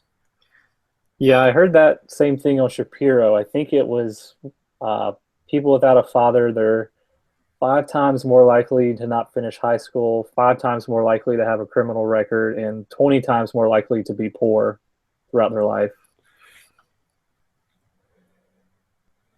So yeah, I mean, there's definitely, and then they're saying since the Great Society, like Welfare Act was passed in '64, like the single black motherhood rate went from like 23% in the '50s, and now it's like 70 something percent now, and it's gone up with white people too. The thing is, though, I think that it's gone up across everything. So I don't even want to like, yeah, that one group, but not even that. Like, there's a lot more groups that it just, and it is what it is. Whatever. That's society has changed. But back in the day, it's like people get married, have kids, and then they stuck it out the whole time. And now, I mean, that's what divorce rates through the roof too, right?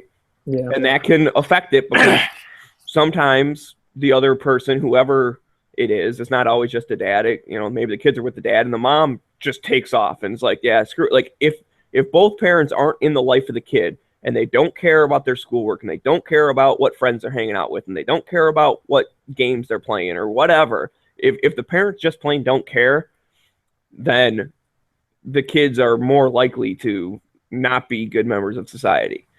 I have a handful of teachers in my family, and some of them are in nice schools, some of them are in not nice schools. And, they were saying like the biggest thing as far as like getting the kids to read or getting them to do their homework or whatever is if the parents care. And they could see it in parent conference and sending notes home and not getting them back and all this, that, and the other thing. It's like they could tell like, okay, what do all of these kids that are acting out have in common compared to the other ones that are doing well in school? Those ones, their parents don't care. They didn't read to them as a kid. They didn't look over their homework. They didn't help them with their project or whatever. Like, it just, freaking sucks, man. Like, people think they can just drop their kid off at school and it's their job to do everything. And it's not. You need to have that extra, a little bit at home. Even if it's just like, oh, so how much homework do you have tonight? I mean, I remember my mom doing that. She didn't, like, check my homework or anything. She would just kind of ask, like, what I had to do. I'd be like, oh, I got like some science, math, and I got to write a paper or something. She'd be like, oh, cool. And then later at night, she'd be like, you get that stuff done? I'd be like, yeah, most of it. I mean, I didn't always do all my homework, but in fact, I'm pretty famous for not doing my homework. Yeah, I mean, like, but I would do good on the test, so it's like it always evened out. I mean, that makes sense because like all the gun control laws, it's like, the root cause is that, and it is going to take time to fix stuff like that.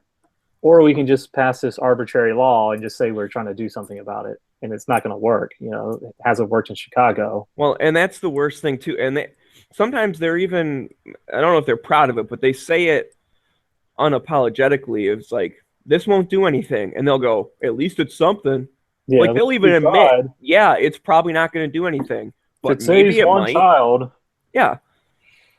Yeah. And that's a dangerous thing. Like, shit, dude, there'd probably be less crime if every single person in America was paired with a police officer, and the police officer followed them around every day. We'll just break the country up 50-50. You'll have civilians and you'll have, police officers that work for the state. Now, technically, yeah, they're still civilians. I know that's a military term, civilian versus not. But you know what I mean? Like, half of the country will be police officers and half the country will be doing whatever they're doing. And the crime would probably go down. It probably would. That doesn't mean that's the country I want to live in. That's not something that I want. Yeah. It's like, don't give them that idea, because somewhere out there, some dim heard that. I was like, oh my God, it's a great idea. Well, I'll tell you what, though. I mean, I would still support the second, but I would feel more comfortable about not carrying if I had a personal police officer with me 24 hours a day. Yeah, like you wouldn't even really need to carry. That's why people do carry, is because they can't have a cop with them 24/7. Exactly. And here's the thing: if they put that law in place and they didn't get rid of carry, I would still carry, because me and the cop could be on the same team against the bad guy. Like, I'd be fine. Like, I wouldn't just stop just because he was there. But if they also forced me not to carry, I would feel better about it if I had a personal police officer following me around. Again, I'm not advocating for that. Obviously, I think that's a dumb idea. But I'm just using it as a point of like, if the idea is, well, anything's better than nothing, well, then we can start thinking up all sorts of anythings. And maybe they work, maybe they don't, but apparently it doesn't matter as long as you pretend like you're trying. And that's a dumb philosophy to have. I have a whole. I think Yankee did a video on it's like the difference between. I don't know, maybe it wasn't Yankee, it might have been someone else, but the difference between like a do-good law and a feel-good law is the Democrats like to pass, feel-good laws, where the Republicans like to pass do-good laws. Like, is this border wall, like, is it actually going to do any good, or is it just going to make you feel good about it? The same with gun laws. It's like, yeah, is this law actually going to prevent gun crime, or is it just going to make you feel good about trying to do something about it? And we shouldn't have feel-good laws. We should only have do-good laws.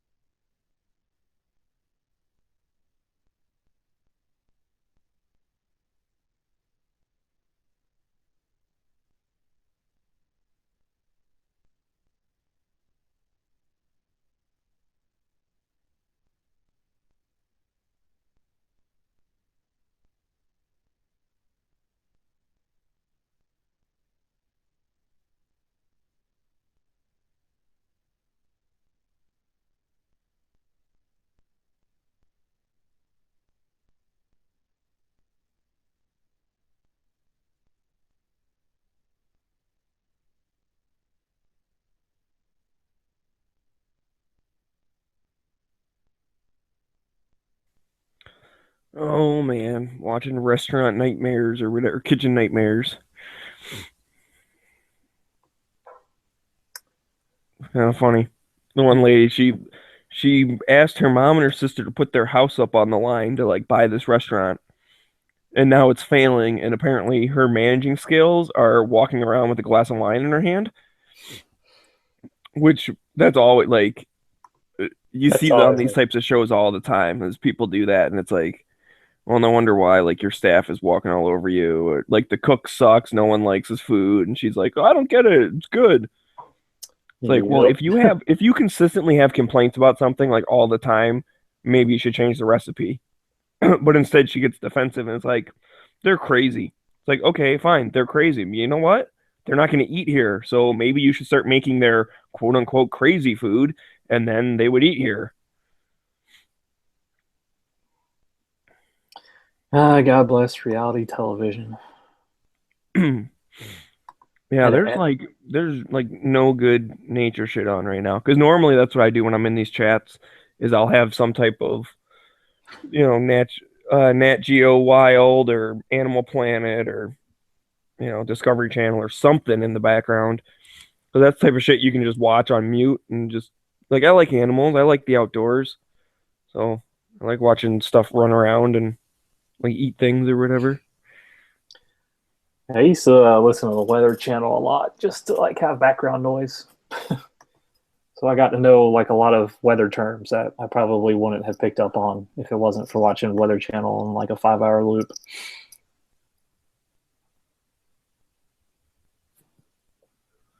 I hate Weather Channel. That's dumb. Yeah, I remember when Katrina was coming through and they had just hired a new like meteorologist and he was like, a black guy. And like the alert came on. Yeah, the alert came on. I was like, oh shit, it's serious. They brought the black guy out to tell people of New Orleans to leave. I was like, it's serious now. I was like, the only thing that can make this better if his name was Ali. Or Ollie. It's gonna rain. Thanks, Ollie.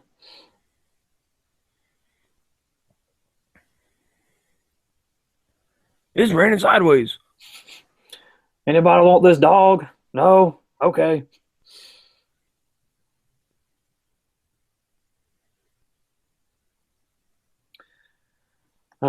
Well, I'm gonna get out of here and go see what's up with my roommate, and I guess listen to the Daily Gun Show. Hour and a half. Maybe I'll tune in for a hit or miss.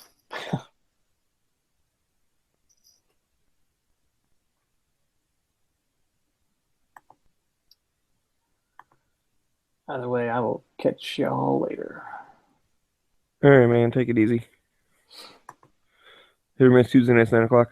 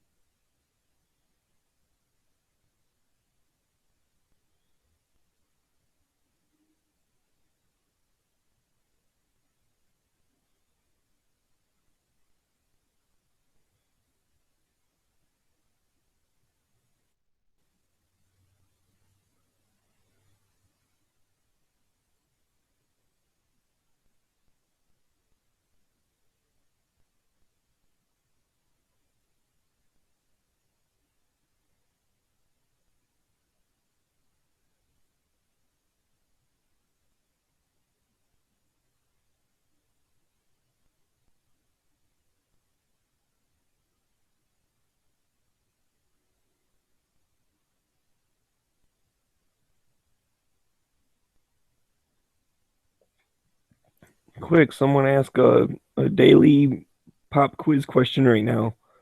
Sean's on the phone.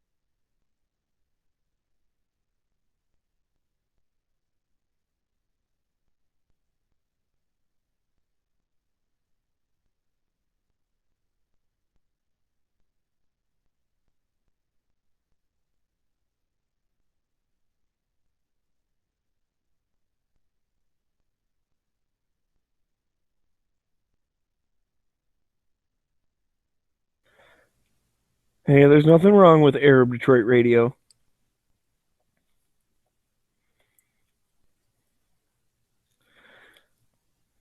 Uh, when you win what? You win a gold star. Good job, Ballistics.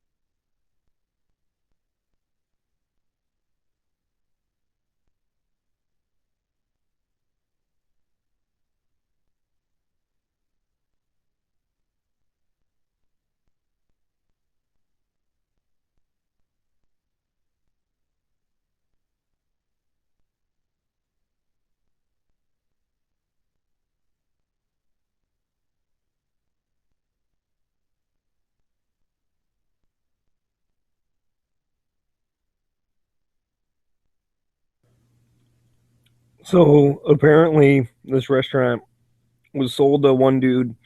That guy ran it into the ground, and he dumped it on this lady. And so the guy's asking him like, "Okay, well, when you took over, what'd you change?" And she's like, "Nothing." It's like, so you took everything the guy did that ran it into the ground, and then you just kept doing that? Don't you think you should have changed something? But anyways, just wanted to give you guys an update on the kitchen nightmare marathon.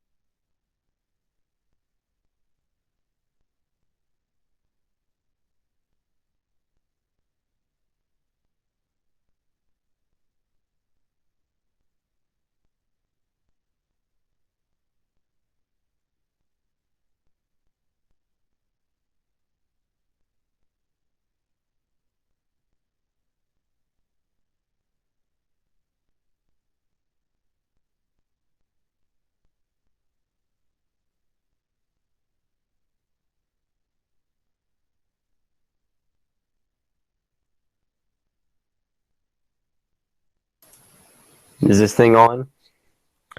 Unfortunately. So what's the deal? We're talking about Devos earlier being voted in today. What's like the big complaints against her? Most of what I've heard has been that much. But it's like been that she doesn't really know anything about the position or whatever. Doesn't have the proper credentials. I don't have any idea about that shit. I do not know about any of the education thing. You don't know anything about education? I don't know ain't anything smart. about that particular thing. Given how much the liberals were freaking out and stuff, it'd make me think that she's like a, Republican conservative, like homeschool person or some shit. I don't know. Yeah. But really, I don't really care one way or the other. Yeah, I don't care as long as she changes the interest rates for student loans. That has nothing to do with her. That's a decision between you and your bank, dude. That's a decision That's between the right. person who's making the risk of giving money to someone who may or may not pay them Oh, back. damn it! Let me finish, damn it! People have loans is the federal government. Well, So in this case- I agree the federal government makes really bad investments by backing student loans at extremely low interest rates. I will agree with you on that, but that doesn't mean that the head of the education has anything to do with federal loans. No, actually, I think that'd be Congress, the Treasury. Congress actually votes on the tax rate, or not tax, God, the interest rate for student loans. Okay, and then it still has nothing to do with her. Yeah, Right. I think the Department of Education, they're the actual ones who approve the loans, who decide whether or not you get it and how much you get. I think I'm not 100% sure on that. I don't know much about No, it. I mean, she'd be more in charge of setting educational standards and blah, blah, blah, this, that, and the other. It's like getting rid of Common Core math, and it would be her thing. Yeah, or because that'd be a standard, or like the testing, right? Because the states will give out certain amounts of money to different schools based on, the the MEP testing and the SATs and like all that kind of shit. So the Department of Education has to do with those testing, those standardized tests that some people say are unfair. And it's like, well, it's only unfair if you don't know the answer. I mean, but unfortunately, those tests have hurt education because the teacher now, like, basically they spend their whole time just teaching the kids how to do good on the MEP test so that Exactly. they get more money Yeah, exactly. because they're hurting for money anyways, which, I mean, I'm not against funding schools and stuff like that. We should do that. I don't think we should do it for colleges. No. I think if you want to get a loan for something and then you have to pay that loan back, and the interest rate and all that stuff should be based on your likelihood of paying back that money. And I know the theory was that, okay, we'll help some people out because education's so important. I mean, it's not like they're just buying a new car or something, right? Because if those same people bought a car, they'd have an insane interest rate because the bank knows they're probably going to have to come take that car back eventually. Mm-hmm. So I understand the theory, but what's happened, because the government is so willing to spend all this money, then colleges are like, well, we might as well charge a bunch because Exactly. like the students don't care because they're not really paying it right this second. I mean, it used to be you could work your way through college if you worked full-time all summer and then you worked part-time during the year. That's pretty much what I do now. You would make enough money to pay for your tuition and your books and all the other stuff. Mhm. But now colleges are so expensive, you can't really do that. At least not if you're working, painting houses or, doing landscaping or working at a fast food place or whatever. Same position I'm in. I mean, technically, I wouldn't make enough because the school I go to is cheaper. I mean, my total income would be enough to cover the loans, but it would be literally half of my yearly income. Well, actually, a little bit more than that. So that's not, when you factor that in, there's other stuff that goes on too, like living, like food and stuff like that, and having to pay bills and things like that. It's So just like It's just like anything else. You made up your mind what you are willing to spend your money on and what you're willing to use your time for. And if you make that choice because of having a degree has the potential of paying itself back in the long run, it's just like investing a bunch of money to make your house like more energy efficient. Yeah, it costs a bunch of money right now, but if you save $100 a year for the next 20 years, it's worth it because you only spent $50 to do the improvement to begin with. But if it costs $10,000 to do the improvement, you're not going to do it because it doesn't pay yourself. The payback's not there. Yeah, you don't that's have like enough my savings biggest- to that's pay like it back. It's like my biggest fear right now. It's like graduating and I mean, not really necessarily finding a job. The job isn't what I'm afraid of. It's finding a job that actually would have my degree has an impact on, and it's going to change how I get paid or anything like that. Because if, like you said, if it's not, then Right, the like cost of the education was more than the benefit of the pay. Exactly. If you use your college education to work at McDonald's, then it's not helping you any. You're not getting paid more at McDonald's than you would if you didn't have the education. Yeah. And it just costs you a bunch of money for nothing. Now, if you find something, and one of the things too, even if it's not in your field, you might find something that you enjoy doing that isn't in your field of study.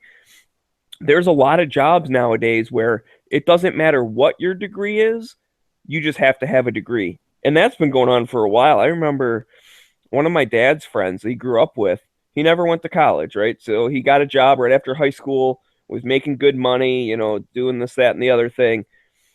And I don't know what he was doing back then, but whatever. Anyways, at one point, he lost his job, and it must have done something construction-wise or whatever, like, I don't know, maybe driving equipment and trucks and stuff, because he had his like certificate to drive trucks. So he was going to be a semi-truck driver. CDL. And yeah, like he had that stuff. So he must have been doing something with that. But anyways, so he went to go get a job at a bunch of different trucking places, and they were like, well, you need to have a college degree. Like they wouldn't hire him because all he had was a high school diploma. He's like, but I've been driving trucks for the past 20 years. Like, why would I go to college to drive a truck? Like, I know how to do it already. And they're like, you just need that piece of paper. That was also part of the problem. That was at a time, and we saw it a little bit during the downturn, is that when a lot of like good skilled people lose their jobs, and there's not a lot of good skilled jobs to do. And so you look at like the requirements get higher. Well, that's the thing, right? So if you look at like low-level, entry-level jobs, and as an employer, you have the choice of this high school kid or someone who like just graduated high school that probably could do the job, and you could teach them about, whatever, especially even in like factories and stuff, right? I mean, that's working the assembly line, you can learn how to do it. It's not super hard. It's super boring. I'd probably kill myself if I ever had to do it, but you could do it. Well, anyways, so you have those types of people, but then you also have people that, were engineers for 10 years or something, and they lost their job, and they're also applying for the same entry level, like, bullshit assembly line job. Yeah. Well, if from an employer's point of view, the engineer dude who has 10 years of experience in at least the industry, he's overqualified for that job. But you also know you can get him in there, and you don't have to spend much time training him because he used to fucking build the equipment that he's working on now. You know what I mean? Like, you don't have to train him. He just knows how to do it. And then in a little bit, he might move on or move up, and then that other person will be able to slide in and get that entry-level job. But that was for a few years there. And I noticed it from, a fresh graduate from college with my degree. It's like, okay, great, you have an engineering degree, but no experience. Yeah, you're competing against all these people that were forced to retire early, but they still need to work. Or that's the same way it is now in my field. Like, I mean, I've been job searching, nothing serious because I still have a little bit, a little bit down the road till I get done and ready to start a job. But I've been just looking around, seeing what's out there, and most of the jobs that pay are experience and a degree, but the most are experience. it's not even necessarily a lot of experience, just like 2 or 3 years of experience. But they're entry-level jobs, so it's like little jobs. So it's like, well, how do I get that experience? I work a really crappy entry-level job that I probably wouldn't be able to live on. So it's like, I mean, you just got to find the right one. Really, it's not like they're just Right. Well, you got to find someone who's willing to take that chance. I mean, that's the thing. There's a reason why entry-level positions are called entry-level. They're supposed to be for people without experience, and the employer is supposed to be like, okay, I understand, like, you have potential, but I don't know what the heck you have. right. And it's all about who you know too, making connections. Well, it can be. I want to say it's all about that, because if you're a fucking dumbass, Oh yeah, you know, unless Getting in the you're working door, for your getting in dad's the door. company or some shit like that stereotype. I mean, getting to the interview with a sit down is usually like that's what that helps with. you can normally get your resume on someone's desk if you Right. know someone, but Yeah. that's about it. Because if the resume is a piece of shit, like if there's nothing on there that interests them, they're not going to hire you just out of a favor to Right. your brother or something. And then if they do call you into an interview and you show up stoned and tell the guy how much you love stealing, he's probably not going to hire you. It doesn't matter who the heck you know. It's like, Yeah, that's thanks what for the this- opportunity, but get the fuck out. That's one good thing I got going for me is I got a recommendation letter from 2 years of work that I did with a state agency. So hopefully that'll help some a little Yeah, bit. well, anyways. And a lot of times too, honestly, I forget who I heard. I really don't know where this came from. And my brain's so messed up. I don't know if it was like something I saw on TV or something I heard someone say in real life. But what they said was like when they're looking for someone, even on entry level and stuff, they want to know, can the person like show up to work on time and clear minded or whatever. Like that's all they just need to know, like have some type of history that shows, all right, this person, they worked at a hardware store, they worked in retail, they worked as a waiter, like whatever, and they showed up when they were supposed to and they didn't, screw up all the time. Great, I can work with that. I can teach anybody anything if I know like they have a good work ethic type of thing. Right. So sometimes, like, you might think, oh, yeah, this crappy, like, whatever. I think that helped me with the fact that I was at the same hardware store for that's what I'm hoping 7 on too, years. 'cause I've been in the same retail store now for 3.5 years. Before, by the time I'm probably leave there. 10 years is a pretty So- big deal. Yeah. So, I I hate mean, to it's break like, this up, guys, but I have to close up the shop, which means I have to shut down the chat because this machine's about to get turned off. That's all right. So Yeah. it always seems to pick up on We'll chat still be and we'll in still my be shop off air. right before it's time to close. yeah, well, that's around the time. I mean, when I did the afternoon lobbies, I'd pop them up at 4 or a little after by the time I got home from work and stuff. And around 5, people would start jumping in. Around 6, it started to pick up. But that's fine. We'll hang out till the daily show at 7. All right, so you guys already know Daily Gun Show's coming up in about an hour and 2 minutes, so we'll see you all then. See you there, Sean.